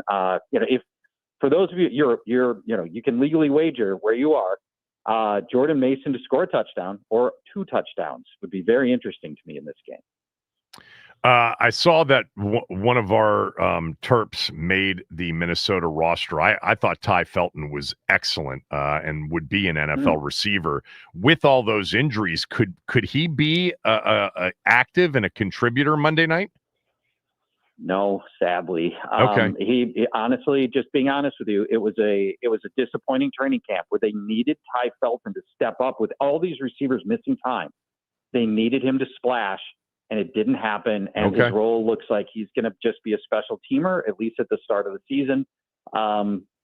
There's a lot of hand wringing in this town that, like, Isaac Tesla was not drafted. They had other, they put real draft equity into Ty Felton, and they could have really used him. And because he didn't splash, they had to go get Adam Thielen. Well, the good news is they're playing real games now. So we'll see what happens in real games versus, summer training camp and preseason. All right. I kind of alluded to this player, but I know that he's intriguing to you because he's a bottom rung quarterback fantasy wise, but you think that he may be worth a play this weekend. Tell everybody who that is. It's Joe Flacco, who went off the board as quarterback 31 in fantasy drafts. So, nobody interested in Joe Flacco, but what a great opportunity to start him this week against Cincinnati. And let me look more broadly. Let's just, Kevin, and I know you know this, and we've hit on this in the past. Kevin Stefanski has won Coach of the Year 2 different times, and when he's not been shackled to Deshaun Watson, the Browns have been a good team. And good offenses. Joe Flacco was on this team 2 years ago. They lit it up. He averaged over 300 yards and 3 touchdowns down the stretch to get him into the postseason. Yeah, it was remarkable. And that was we're only 1 year removed from that season with Joe Flacco and Kevin Stefanski back together again. Yeah. They have good receivers. Jerry Jeudy, David Njoku went berserk with Flacco 2 years ago in that stretch. And they've got a promising young player named Cedric Tillman, who, if he went undrafted in your league, you might want to pick up. The Bengals are going to score a ton of points. This thing's going to be a shootout. They're going to be throwing like crazy. And I love Joe Flacco against a bad Cincinnati secondary. And Njoku said something to the effect when camp started. The happiest all of us have been as Cleveland Browns was at the end of the 2023 season when Joe Flacco was the quarterback. He is a leader, and he gave us the best chance that anybody's given us at quarterback. I actually think there's a chance he's going to start a lot more games than a lot of people think. Everybody's counting down the weeks until it's Dylan Gabriel and then eventually Shadur Sanders. But Stefanski's good, and that offense is right for Flacco, who can still sling it. He can still throw it. That's for sure. Yeah. All right. What else? Anything I miss? Well, yeah. I guess if there's one guy one quarterback that I would not start that got drafted like a starter, I'd show some real caution on Justin Fields. Okay. Revenge game against his old team, Pittsburgh. And that's a coaching staff that knows all of his weaknesses, of which there are many as a passer. And then the Jets, they lost their starting guard, Elijah Vera Tucker. He's by far their best lineman. They just lost him yesterday. The Steelers pass rush ranked number 1 by Pro Football Focus, Cam Hayward and TJ Watt. They allow the 4th fewest quarterback rushing yards. So I don't even know if Fields is going to help you on the ground. So, if it came down to Fields or Joe Flacco, I would go Joe Flacco if you want just the safe selection here. I think it's him. Jets could be really bad this year. As always, thanks. I'll talk to you next week. Enjoy week 1. Awesome. You're the best. Bye-bye. Paul Charchian, everybody, at Paul Charchian on X on Twitter. All right, we've got our NFC division winners, wild cards, underperforming team, overperforming team, and a bold prediction as we do our NFC picks next.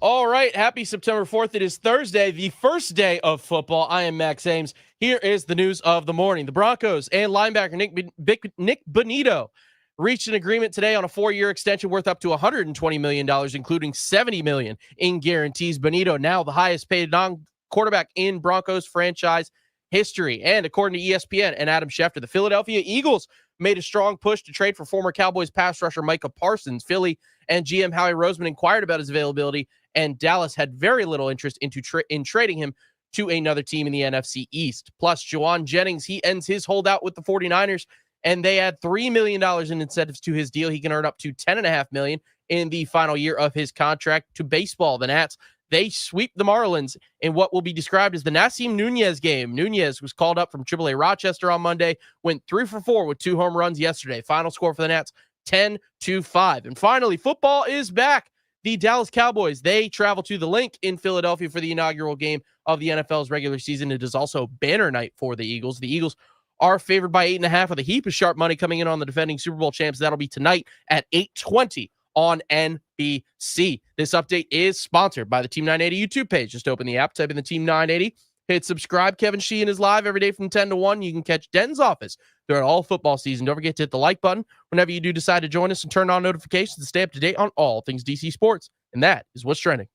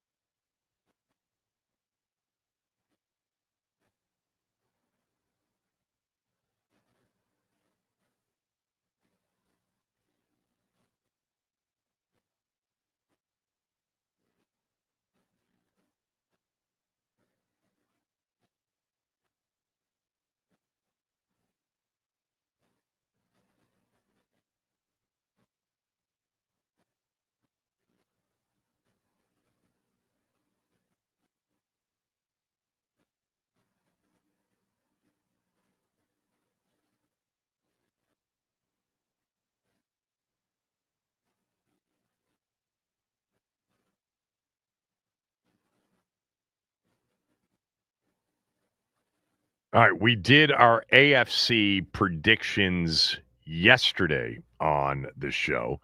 I had the Chiefs over the Steelers in the AFC Championship game. Max had the Ravens over the Bills in the AFC Championship game. Now we get to our NFC picks. We're going to pick the division winners, the 3 wild cards. We'll give you an overperforming team and an underperforming team and a bold prediction for the NFC. I'll go first. I've got Washington winning the NFC East. I'll give you my final predicted record on tomorrow's show, but I think Washington wins the NFC East, and I think the trend of now coming up on 20 years of not a repeat division winner continues. I've got Green Bay winning the NFC North. I've got Tampa Bay winning the NFC South, and I've got the 49ers winning the NFC West. Very chalky. Usually when I do this every year, I've got 2 or 3 shockers. I don't have that this year in the AFC. I gave you Pittsburgh as a team that I thought would overperform. Here, Washington, I guess, is not a chalk pick to win the division, but is definitely a chalk pick to make the playoffs. My wild card teams in order: Philly, Rams, Lions. So I'll just tell you that I've got San Francisco as the 1 seed in the NFC, Green Bay as the 2, Washington as the 3, Tampa as the 4, Philly 5, Rams 6, Lions 7. Max, your division winners and wild cards. All right, so coming out of the NFC South and taking the 1 seed, I have the Tampa Bay Buccaneers. I'm high on them this year. I really love the additions of Emeka Egbuka in the offseason. I still think Mike Evans has got something, and then Bucky Irving is just going to go absolutely crazy. My 2 seed, the Washington Commanders, out of the NFC East. They win the division. We both have them winning the division. It's the pattern's going to continue. It's going to go Dallas, Philly, Washington, and it's going to be like that forever, right, Kevin?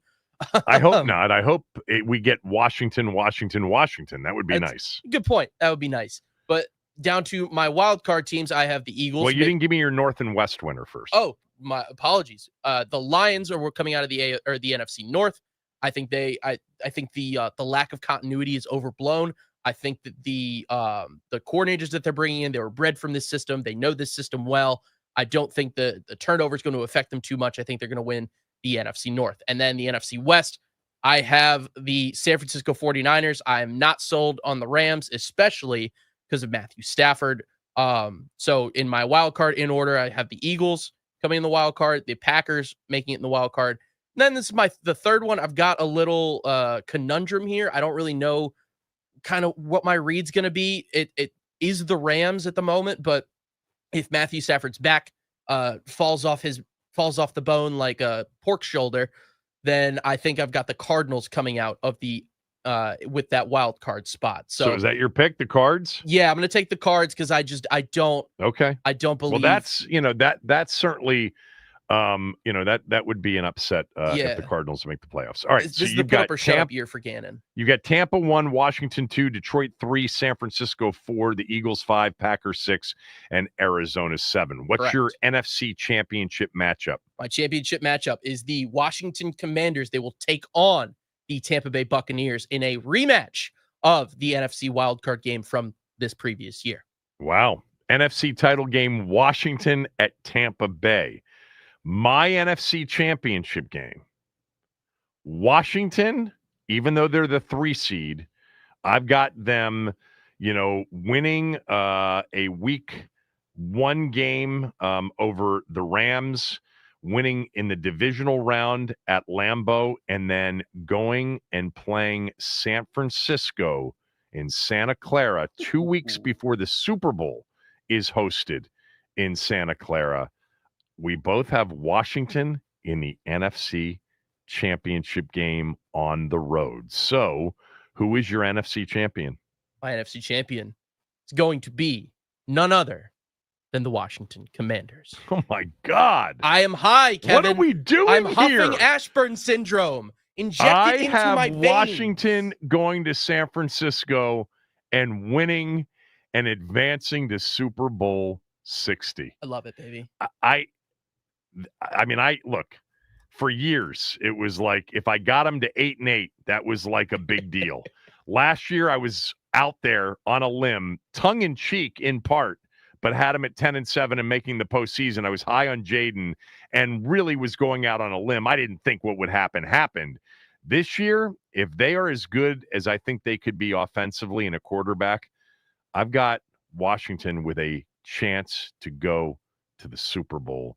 And by the way, in my scenario, they play the NFC title game in Santa Clara at Levi's Stadium. No and travel. Then 2 weeks later, they play the Kansas City Chiefs in the Super Bowl at Levi Stadium. You've got a Baltimore Mhm. Washington Super Bowl.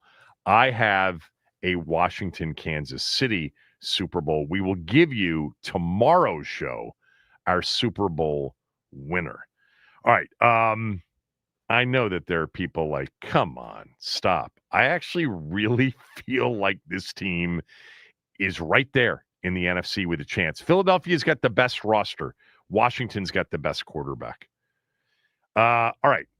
Underperforming team in the NFC for me, it's actually kind of a tie between Minnesota and Detroit, because I think Detroit will be the 7 seed, but they'll make the postseason. So I'll go with Minnesota as my underperformer. My overperformer, based on Washington being in the Super Bowl, would be Washington. But I'll give you one other one. I think Carolina is going to be better than people think this year. I think the Giants potentially are better than people think as well. But I'll go with Carolina as my overperforming team. And then my bold NFC prediction is that Tyson Badgett from Shepherd College in Shepherdstown, West Virginia, starts games in Chicago, not because of injury, but because of performance with Caleb Williams. That's my bold That's NFC awesome. I love prediction. that. What's your underperformer, overperformer, bold prediction? So the bold prediction, I'm still kind of racking my brain around. I don't really know where I'm going to go, but the overperformer, you already mentioned the Giants. They're in that category for me. I think that they're going to put it together, at least for a little bit this year. They'll have at least one stretch of games where they kind of look competent. And then on the other side, and Brian's going to be really happy to hear this, or mad, depending on, my prognosticating skills. But the Dallas Cowboys, I think, are going to overperform expectations this year. So I think the NFC Beast is going to be one hell of a fight coming down the stretch.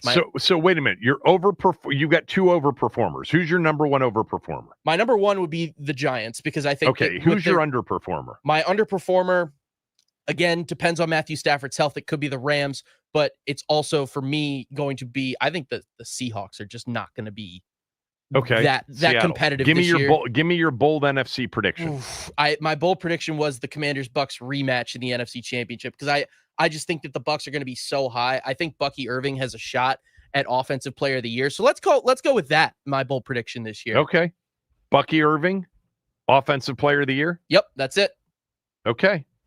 There you go. We've given you our AFC and NFC predictions for the season, and we both have Washington representing the NFC in the Super Bowl. That is a first for me, no doubt. All right, Michael Phillips will join us next. We'll talk Washington and the matchup against the Giants on Sunday. We'll get his season prediction as well. Kevin Sheehan Show, the Team 980, theteam980.com. We are free and live. If you want to download the Odyssey app, you can take us wherever you want and listen to us whenever you want. And you can also watch us on the Team 980's YouTube channel. Hit the like button and hit the subscribe button when you get there. And all of our NFL talk on this show is brought to you by Paramount Plus. Stream your local NFL game all season long, kicking off with the juicy Week 1 matchup between Detroit and Green Bay, starting at just $30 for your first year. That's like $2.50 a month. Visit ParamountPlus.com/NFL to get started today.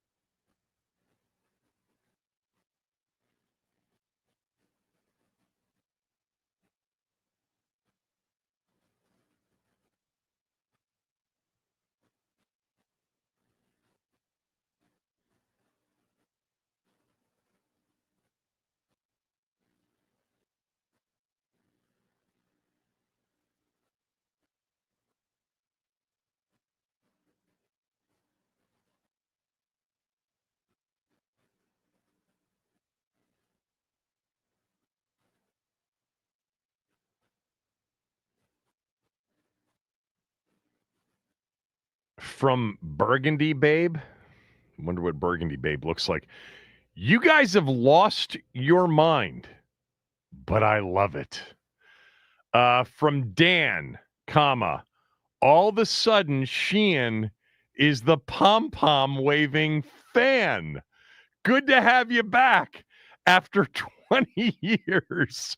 I don't know if it's been 20 years. That's about the length of time of which I've been doing this. But yeah, it's been a while. Hell, I had him last year. I picked him to go 10-7 and make the postseason. That was the first time I had him above 500 in many, many years. But yeah, Max and yours truly in our NFC predictions have Washington going to the Super Bowl out of the NFC. All right. Joining us right now is my friend Michael Phillips, who has covered this team for a long time and talks about this team on 910 The Fan down in Richmond, at Michael P. in RVA on X and on Twitter. I mean, how many conversations have we had over the years before season started where it's just like, you just had to reach for something to get them to 8-8 or 8-1 in recent years, at 17 games. But legitimate highest expectation season, Michael, I've mentioned this week, in 25 years since the year 2000. What do you think? I mean, and where are you on expectations? I agree with that statement. I remember chatting last year, and you were a little ahead of the curve last year. You called 10.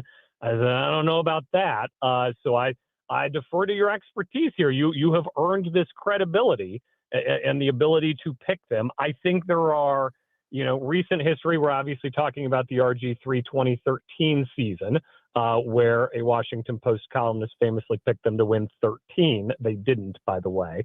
I think you're talking about a season where we're going to learn, here I'll wave my pom-poms, we're going to learn that Jaden Daniels is for real. He is putting in the work. He is the difference maker who they're not going to make the Super Bowl every year. They're not going to be wildly successful every year. But every time number 5 steps on the field, they'll have a chance to win that football game. And that's a really, really special thing. And I think you talk about expectations.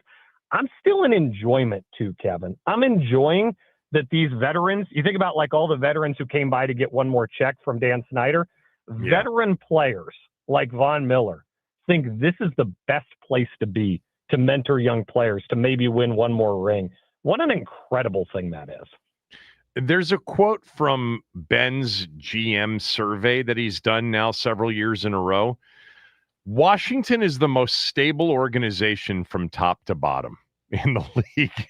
I mean, that is the most incredible statement from an agent in the league handling players about this organization, because it's not like we're 5 years removed from that. We're 2 years removed from them being the bottom feeder in the league, and look at how much has changed in 2 years. I wonder how agents and everybody would feel about Washington had the ownership situation changed. But let's just say they didn't get number 2 overall. They actually beat the Jets, remember, on Christmas Eve, and they ended up not being able to get, the quarterback that they wanted in the draft. I wonder what the impression of the team would be, because it's so much about Jaden Daniels. It's so much about Jaden Daniels. I do think the impression would be team on the rise. Josh Harris is doing the right things. He's turned this over to a competent professional football evaluator. He's building something, and in a few years, we're going to see those seeds bloom and come to fruition in Washington, where they've got a really big rebuilding job in front of them, I think would be the storyline. Instead, Atlanta game last year. One, you need a little luck. Raheem Morris forgets how to call timeouts, cracks the door open. 2, Jaden says, everybody jump on my back. We're going to win this thing. And when he does that, they win that thing. And that's the special thing, right? That's the part that's just really, really enjoyable and is making this so much fun for everybody. Yeah, that Atlanta game, that overtime was just heroic. I mean, he strapped them to his back multiple times last year. I don't know if he did it in any more obvious of a light than in that, drive in overtime to clinch the playoff berth. All right, I do want your prediction on the season, but we'll hold off on that. Tell me what you're very confident in, and then tell me what you're very concerned about. Yeah, I feel very confident about their moves offensively. I think they did the right thing. The timeline changed last year when they saw what they had in number 5. They gave away a lot of draft picks, but they used it to get a left tackle for now, to get a left tackle for the future, and to get a weapon in Deebo Samuel who's going to make this offense really dynamic this year. I feel very confident in Cliff Kingsbury and in Jaden in year 2 to take advantage of all those weapons. I think we're going to see some fun things. I think it's going to be a fun watch this year. I think they made all the right moves, not just to communicate that this year is a year where they can win, which I think it communicates when you trade for Laramie Tunsil, but also to communicate to Jaden when it's time, big check in a few years. We are looking out for you. We are looking out for your best interests in how we manage every offseason. And, extending Terry is part of that as well. They communicated to him, don't worry, we got this. And then they backed it up by having it. So I love that. I love where the offense is right now. My big fear is it's still an explosive plays league. This secondary looks really good right now running out of the tunnel. Marshawn Lattimore, you got Amos, and you got Sanders still. That's 3 guys who are really good at what they do. And on paper, it's good. It really breaks down very quickly after that. And I worry about getting exposed and the depth over the rigors of a season, because this is a team that didn't think they'd be in that spot right now. And it's really hard in the NFL. You think about college and the transfer portal, go buy a new team every year. Free agency doesn't afford you that opportunity. They have the money. They just didn't see the guys to spend it on because the NFL has so many mechanisms to lock up players and not let them get to free agency. You really do have to cycle through a few drafts before you can build that Eagles-style depth that you're ultimately going to need to compete year in and year out. Yeah, I think that, I'm on the same page with you. I think really what's going to be striking here early in the season, or what really it will be something to pay attention to, and hopefully we see the progress, is can they stop the run? Because that's going to be the way they lose games. If they can't stop the run, then Jaden's not on the field enough. The offense isn't on the field enough. And they play, this stretch, Michael, of teams that are going to try to run the football. They get Josh Jacobs on next Thursday night, a week from tonight. They get Ashton Genty. They get Bijan Robinson. They get, some really good backs this year. They'll face Gibbs. They'll face Saquon Barkley twice. If they can't stop the run, we're going to be in a lot of, games that come down to the wire again. And you don't want every week to be that way. Give me your overall impressions. We are a week removed from finding out the details of the deal. We're a week and a half, basically, removed from the news that Terry and the team had reached a deal. What's your takeaway on the whole thing? I didn't get a chance to have you on during that. Just give me your overall impressions of the summer and then how it ultimately got resolved. I wish they had taken care of him better and earlier. I understand why they didn't. And this is part of the inevitable tension of a new group coming in.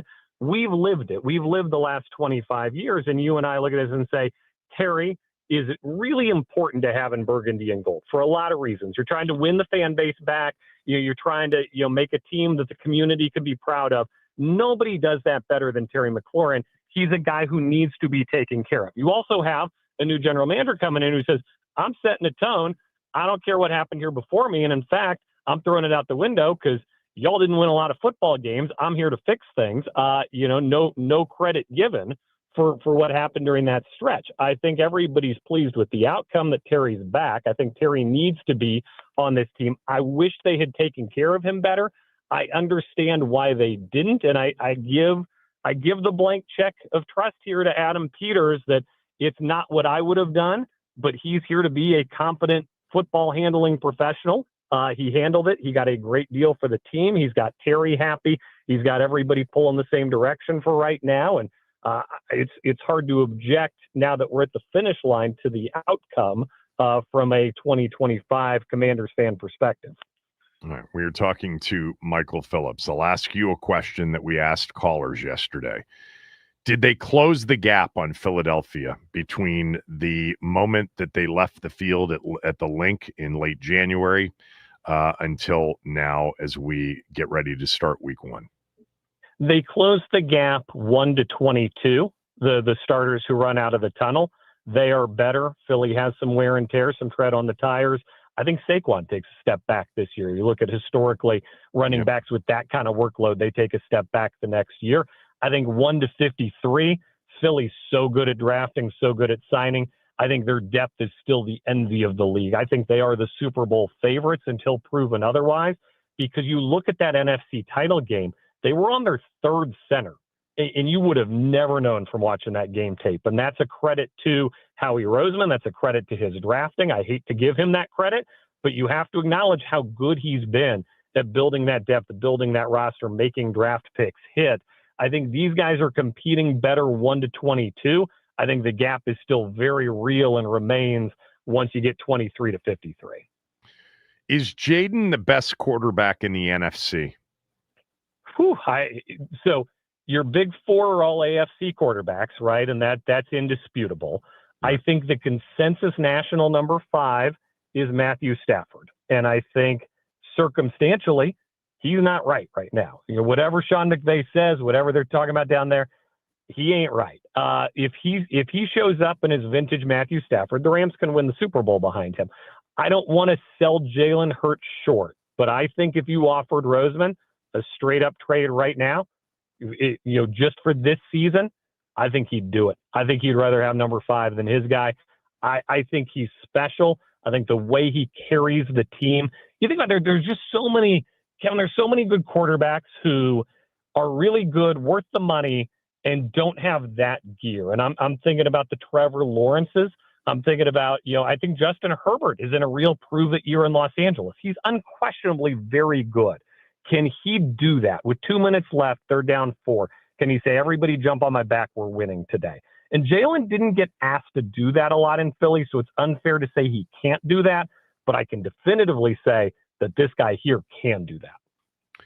How do you think Cliff Kingsbury will handle the running backs? I am very curious to see who's up and who's down. I think in week 1, there's a good chance Bill is inactive. That's interesting. I posed that to Ben the other day, just because it's hard to imagine 4 backs active, and Eckler and McNichols, will be up. You have to have Eckler and McNichols. I think with Rodriguez, there's a goal line trust there, a tough yardage trust where, fumbles are the worst thing you can possibly do in that situation. I think he's earned the coaching staff's trust in those situations. I think Bill's time will come. And by the way, it may come really fast, short week Thursday night. What's better than sending in a guy who hasn't played an NFL game on fresh legs on a short week going to Lambeau? I think that could be a fun twist. But you talk about week 1, and not that you play it safe, but you should win. And in a lot of ways, you need to win to set the tone for the season. You go with proven production. And I think they trust Chris Rodriguez right now to get those tough yards. Yeah, that's going to be an interesting thing, because all of the talk about Krosky Merritt, and it's possible that he could be inactive for the opener. It's also possible that Rodriguez could be inactive. Yeah. But, I think it's 50-50 that one of them won't be up. It's just hard, you end up taking away from other areas of the team that are vital to have a 4th running back, which typically you don't necessarily need. Give me a player on the team, as we talk to Michael Phillips from Richmond. Give me a player on the team that you've been talking about that you have a hunch is going to break out, is going to overperform, is going to surprise most people as a contributor. You are welcome to disqualify this answer, Kevin. It's Von Miller for me. I think people are expecting this, kind of what we expected out of Austin Eckler last year, veteran guy, going to give you some big snaps. Everybody talks about oh, he's going to be really good late in games. You can put him in when you need a closer, like Mariano Rivera, like running out, like, all right, I'm here. Let's do this thing. It was so fun to watch him at training camp because training camp stinks. You have to talk to anybody in the league. Nobody likes training camp. The best thing that happened to Terry this year was that he didn't have to do training camp. And I think of the guys who back in the Richmond days where, oh, my ankle's acting up. I can't practice today. Like training camp's a grind. This dude attacked every drill, every practice with a ferocity that you would have thought he was fighting for a roster spot. And you just sensed like when it was time to go to camp, he didn't begrudgingly get off the couch and kiss the wife and kids goodbye. He jumped out. I'm going to go play professional football. I love what I do. The excitement he attacked, even just footwork drills with that, he's done over and over for 15 years. He looked like, man, I got something to prove here, and I'm going to prove it. I left really excited by that energy from Von Miller. I'm not going to disqualify that answer. I think that the thing with Miller, if you're going to put him into that answer, it's that he's going to end up with double-digit sacks. Yeah. Yes. Right? And he's going to replace, he's going to replace Fowler Jr.'s 10.5 sacks or more. Yeah, I think he ends the season as the defensive MVP of this team unless Sanders still has some kind of unworldly year, which I think he's capable of in year 2 as well. All right. Your final record prediction for the team this year is what? I can't get over the difficulty of schedule. I know that's a fool's errand right now, but AFC West is a legit division. It just is every year. We don't know who will win it, but they're good. NFC North, that's a very good division, and that's a division-wide problem.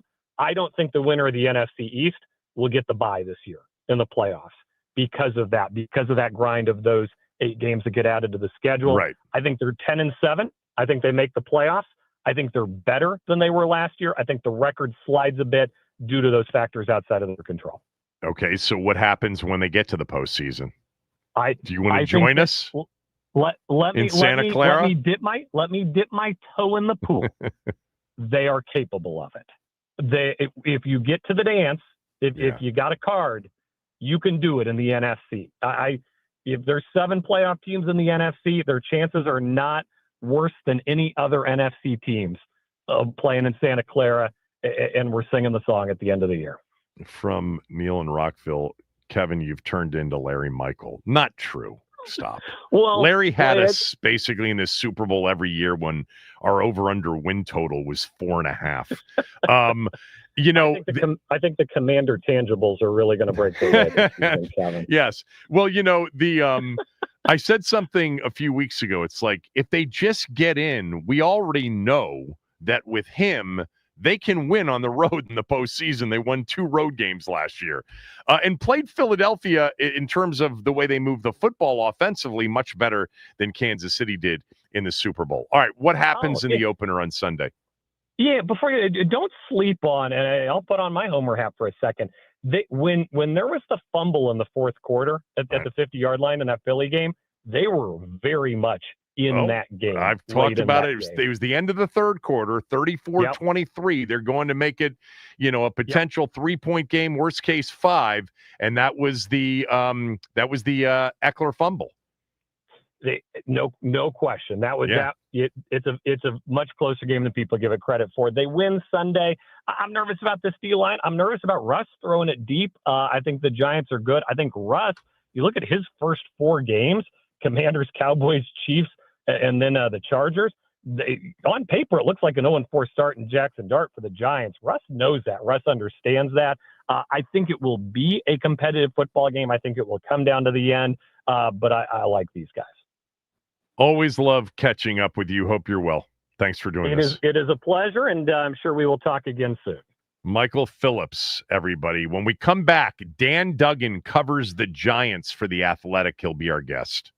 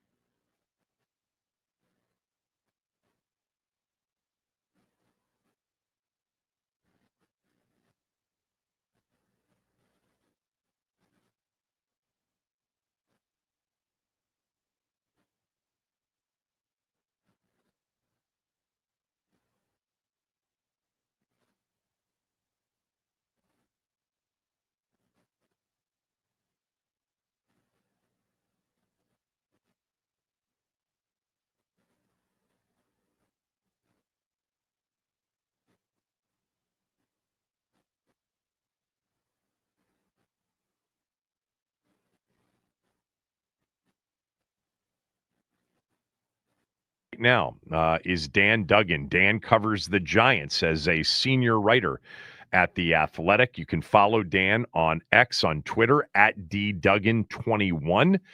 The Giants, of course, come in here Sunday for the season opener. Currently, they are 6-point underdogs. I want to start with just kind of a big picture, Dan, for the Giants in 2025. Are Brian Dable and Joe Shane in win or else mode? And if so, what does winning or else look like? No, it's a very interesting question. It's actually something I wrote about on The Athletic today because I think what happens, every offseason, it's easy to get kind of swept up in the positive vibes, and there's a lot of them around the Giants. You figure they, totally remade their quarterback room. It kind of feels like a fresh start now. Daniel Jones is gone. They've added some talent on defense. So everything's feeling great. But then you remember, this is a team that went 3-14 last year. Ownership had to put out a statement the Monday after the finale announcing they weren't firing the head coach and GM. And then, co-owner John Mara gave a press conference that Monday morning basically saying, like, they got to win or else. I mean, those are your words, and he didn't exactly say that, but he basically said, he's running out of patience. So, you can interpret that how you will. So now we fast forward, whatever it's been, 8-9 months. I don't think there's they have to hit X amount of wins to be back for a fifth year. But I also think, they're in year 4 here. This isn't year 2. It's not even year 3. We're in year 4. I think it's reasonable to expect some tangible results. Now, of course, this regime got off to that good start, the totally unexpected start there in year 1, and it's been just sliding the other way. So I don't know. It's nuanced, though, because you add in the Jackson Dart factor. So if you win 6 games, but 3 of them are by him late in the season, he looks great, then I think obviously they'll be back. But if you're just kind of back in that 5-12 range, 6-11 range, and Dart gets in, doesn't look like anything special, I don't know. I think that's where it gets very complicated. And they certainly can't afford another 3 or 4 win type season. I can't imagine how you justify bringing them back. So yeah, I would say that yes, they should be expected to win, but I do think it's kind of a clouded picture, especially when you add in the rookie quarterback. And I know they don't want to kind of repeat the Daniel Jones era where they fired Pat Shermer after 1 year, and they think that kind of contributed to Jones not building on any of the promise he showed early in his career. It's reminding me so much of Jay Gruden's final year in D.C. was 2019, and before the season started, it was like, yeah, he has to win, but if Dwayne Haskins plays and looks the part, then Jay will probably keep his job, even if they, go 6-10 or 7-9. That's sort of what you just described. Like if they don't, have a really good season with Russell Wilson, he's done. But if they have an average to less than average season, but Jackson Dart looks the part, he's probably back.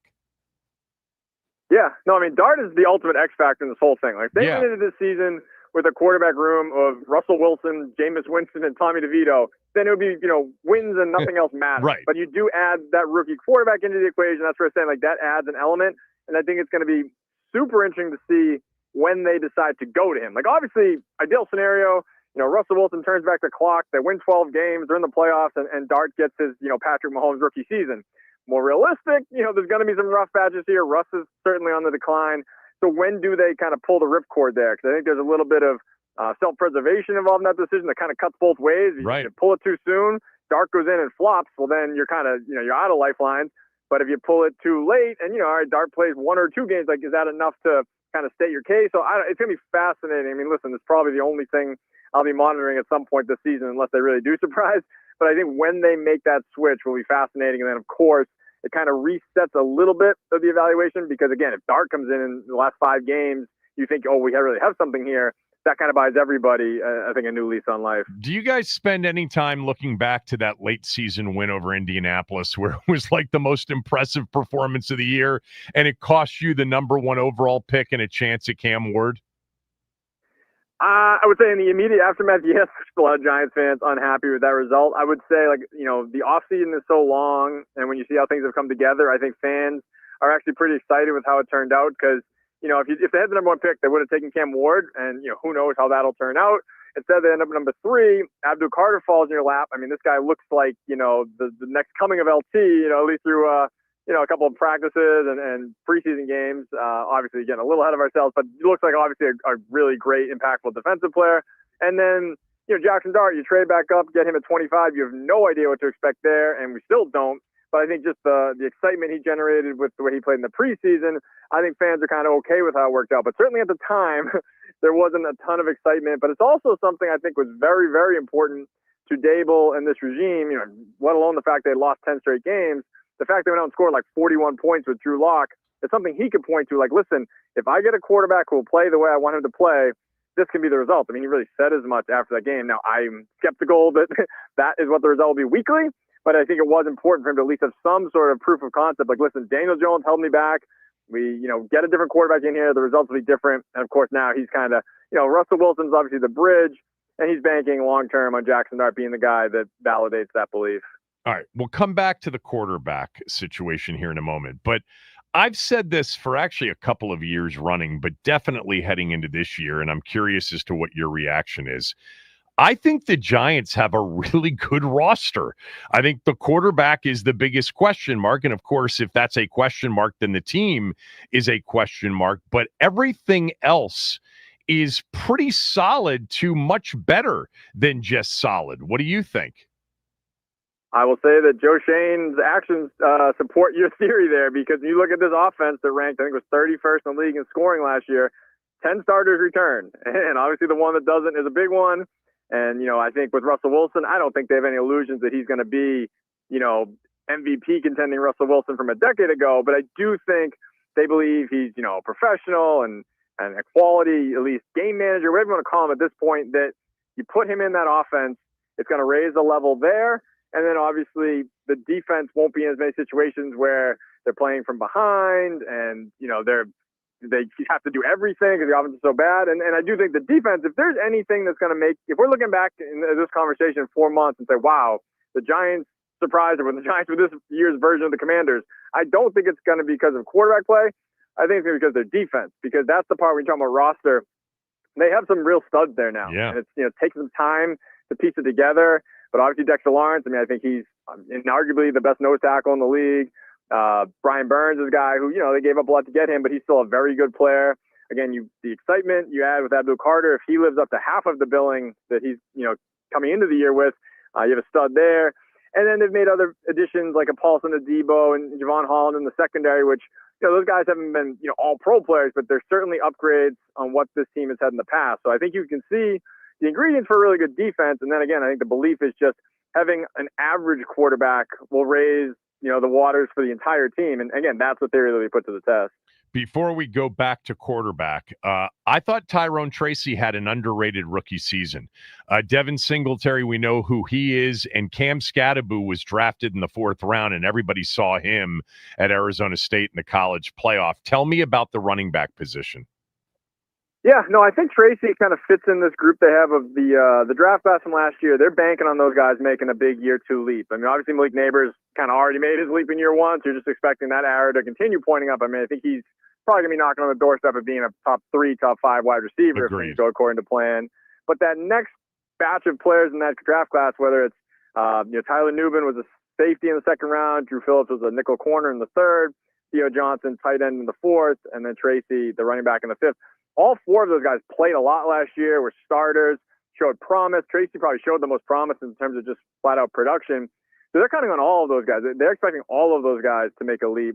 And so as far as Tracy in particular, he came in, was behind Devin Singletary. Singletary gets hurt, and then Tracy takes over in week 5 and literally kind of ran away with the job and was very productive. I think he's still a guy, he converted from wide receiver to running back late in his college career. Yeah. There's still some finer points that need to be tightened up. Ball security was a major concern last year.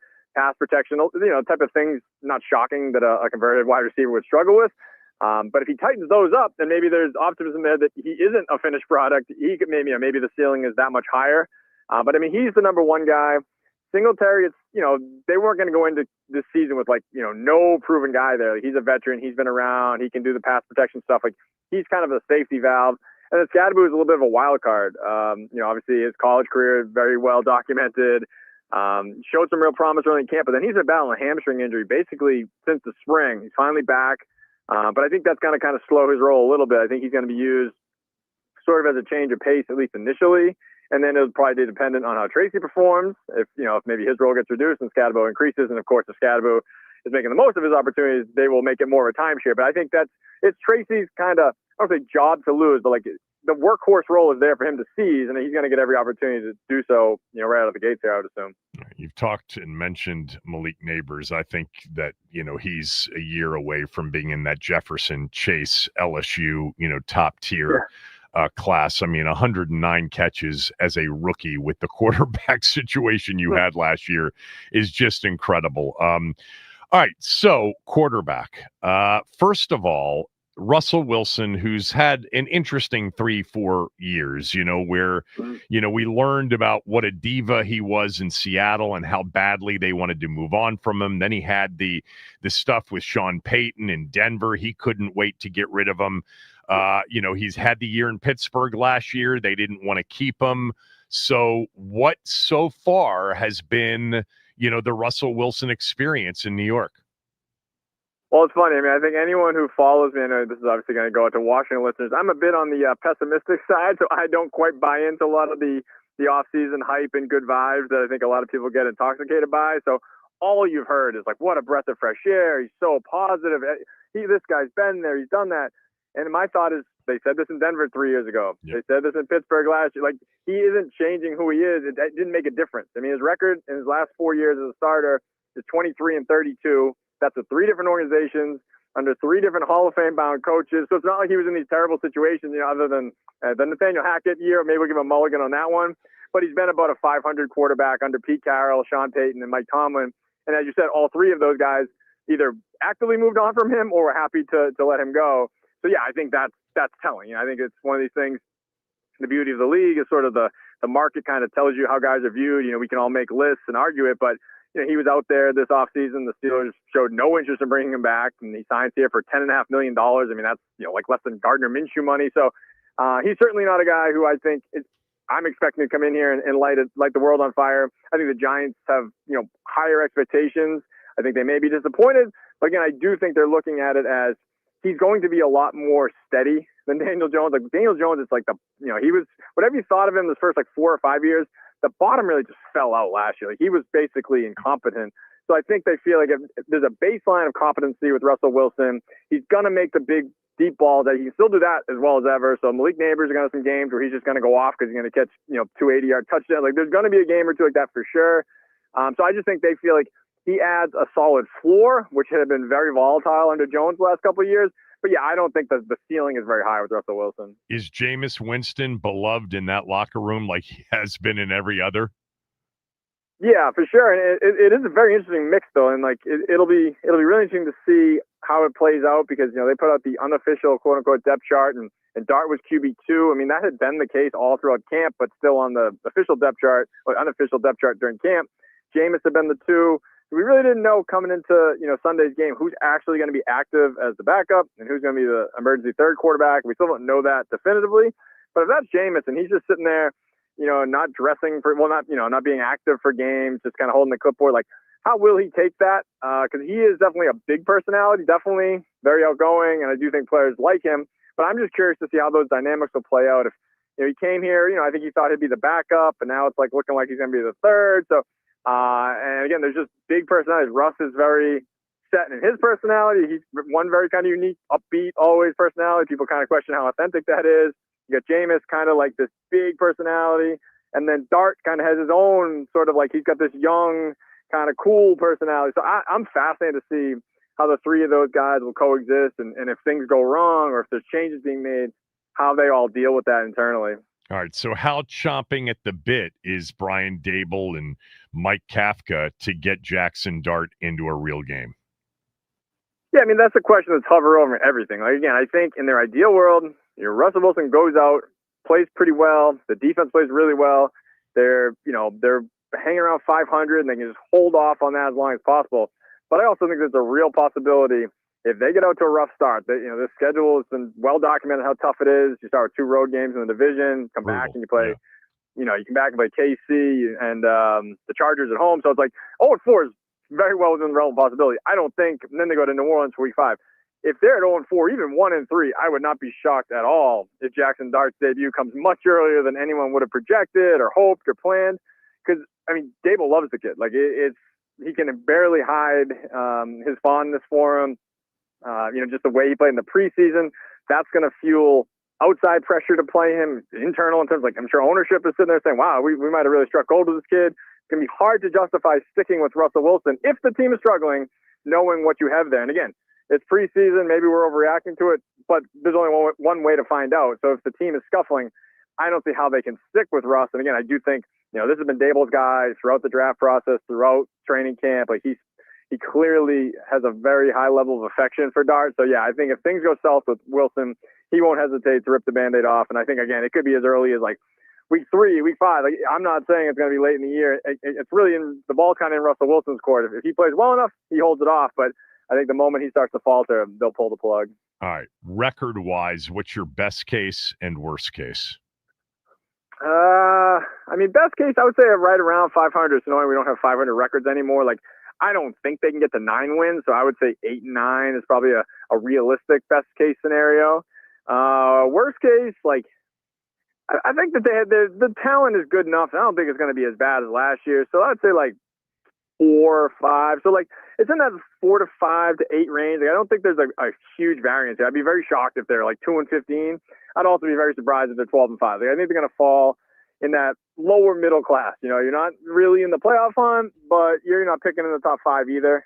That's just kind of how I feel it's going to play out. But there's a lot of variables with this team, especially with the quarterback situation. Because again, when they pull the plug from Wilson, we have no idea what you're going to get from Dart. So I think that's why they probably want to hold off as long as possible, hoping that Wilson's keeping them afloat.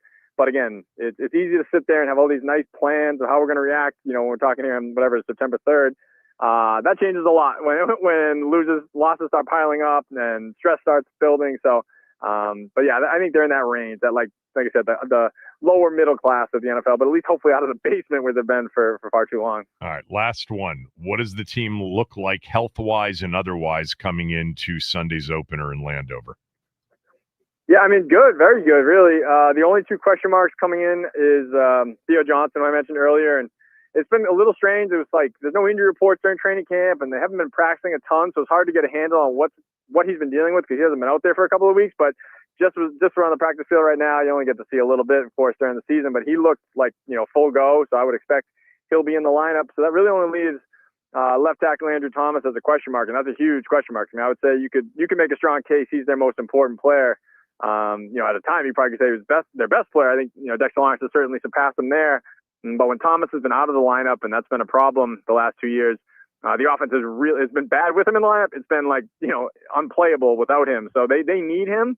At the same time, he's come back from a Lisfranc injury. I think everyone knows, those are major injuries, and a big guy having a foot injury is even more concerning. So I think they're going to be conservative with him. So I'm not saying they'll rush him out there for week 1. So I think there's a chance, Washington might be able.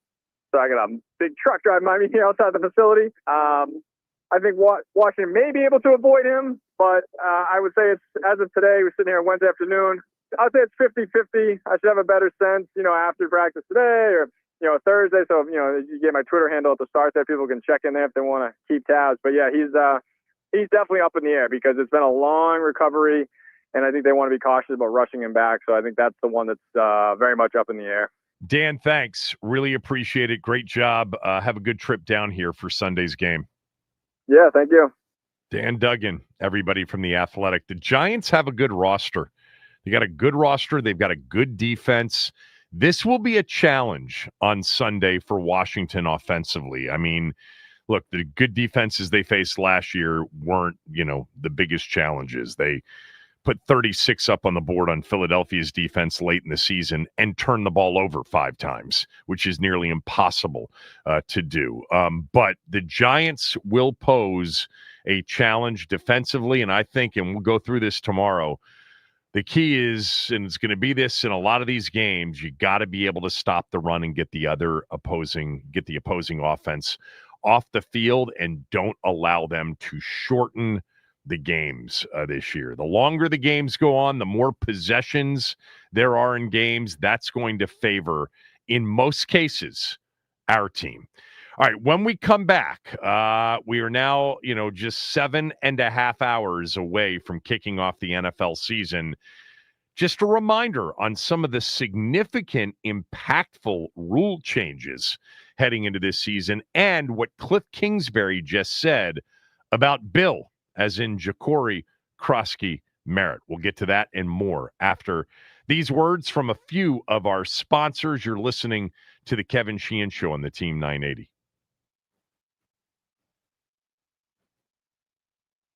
All right. Happy Thursday. It is the first day of football. Welcome, everybody, to the NFL season. Here's the news of the morning.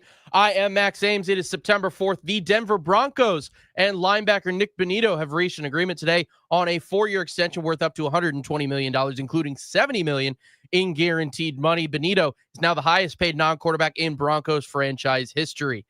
And according to ESPN and Adam Schefter, the Philadelphia Eagles made a strong push to trade for former Cowboys pass rusher Micah Parsons. Philly and GM Howie Roseman inquired about his availability, and Dallas had very little interest in trading him to another team in the NFC East. Jawan Jennings ends his holdout with the San Francisco 49ers and adds $3 million in incentives to his deal this year. He can earn up to $10.5 million in the final year of his contract.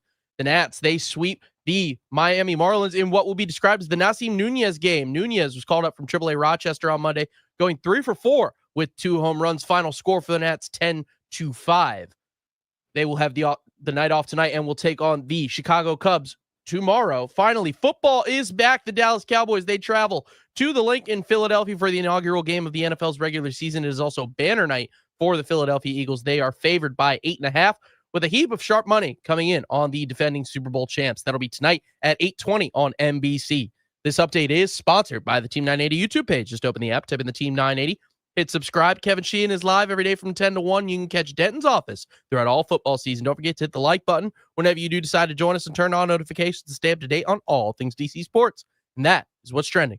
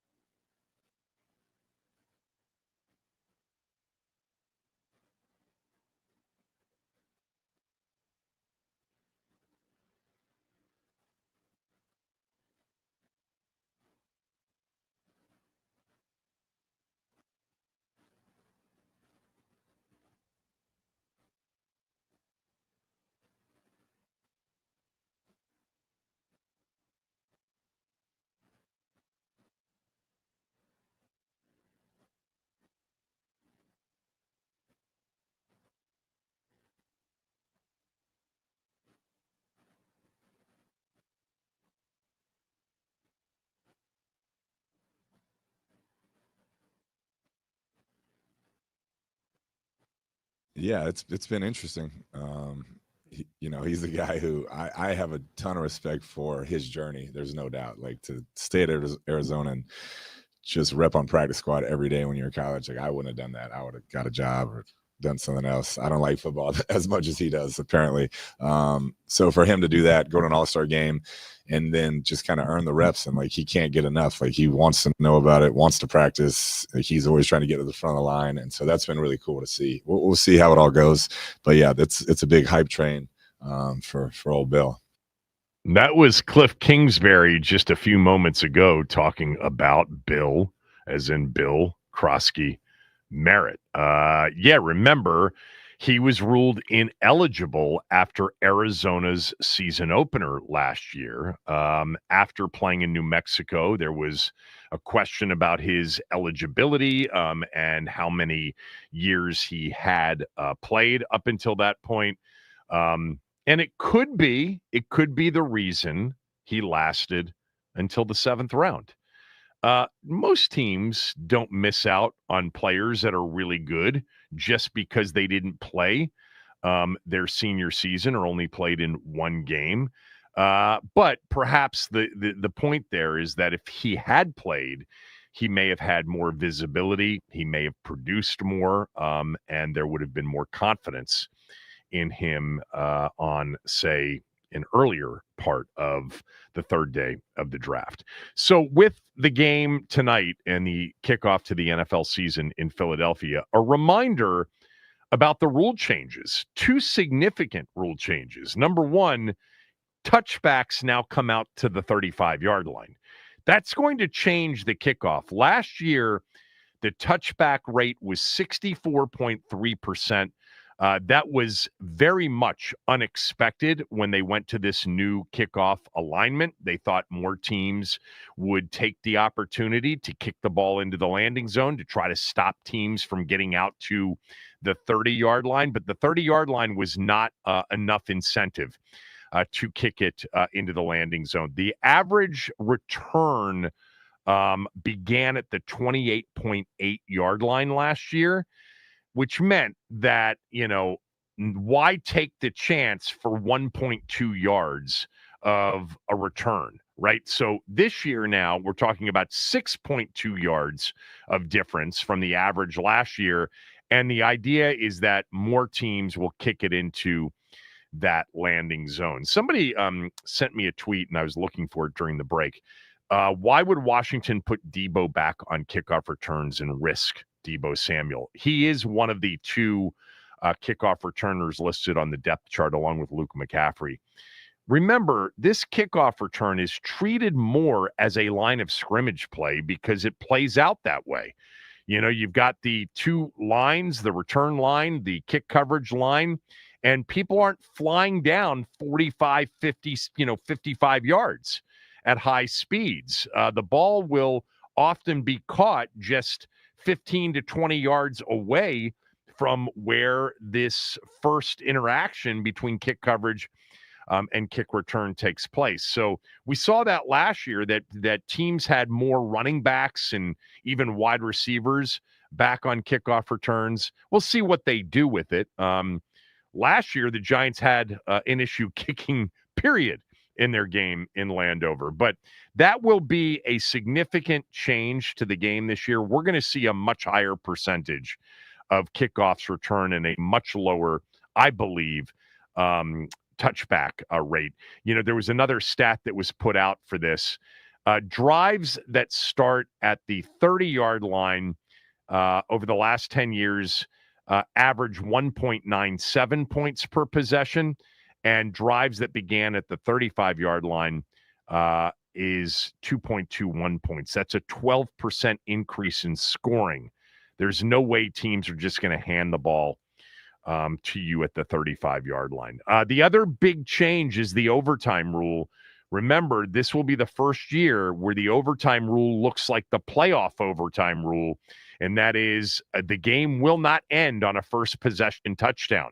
Now, the overtime will be 10 minutes in the regular season, 15 minutes and beyond. If it goes beyond that in the postseason, I still think they should have, extended it to 15 minutes in the regular season. It's 10 minutes But if the team that gets possession of the ball scores a touchdown, the other team will get the opportunity to get the football. Now, what will change because of that?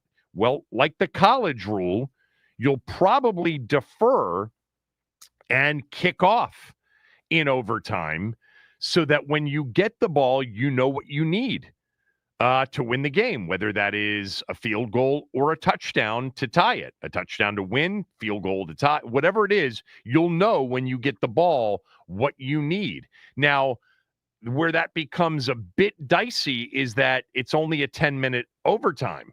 You know, if you don't take the ball, you potentially, and I think more teams will choose to kick off so that they know what they need when they get the football. But there is a chance in a 10-minute overtime that when you get the ball back, you've got a limited amount of time to match whatever that opposing team did on their first drive. That'll be interesting to watch that strategy with overtime games. But I would imagine most teams will choose to kick off. Like in college, when you get the ball in offense, you want to know what you need. And the team that receives the kickoff in overtime won't know that. All right, enjoy the game tonight. Back tomorrow previewing not only the Giants-Washington game Sunday, the entire NFL card. I'll have smell tests, and we'll give out our Washington season record predictions. We've already told you, Max and I have, that we've got them in the Super Bowl in early February out in Northern California. Chris Russell's next.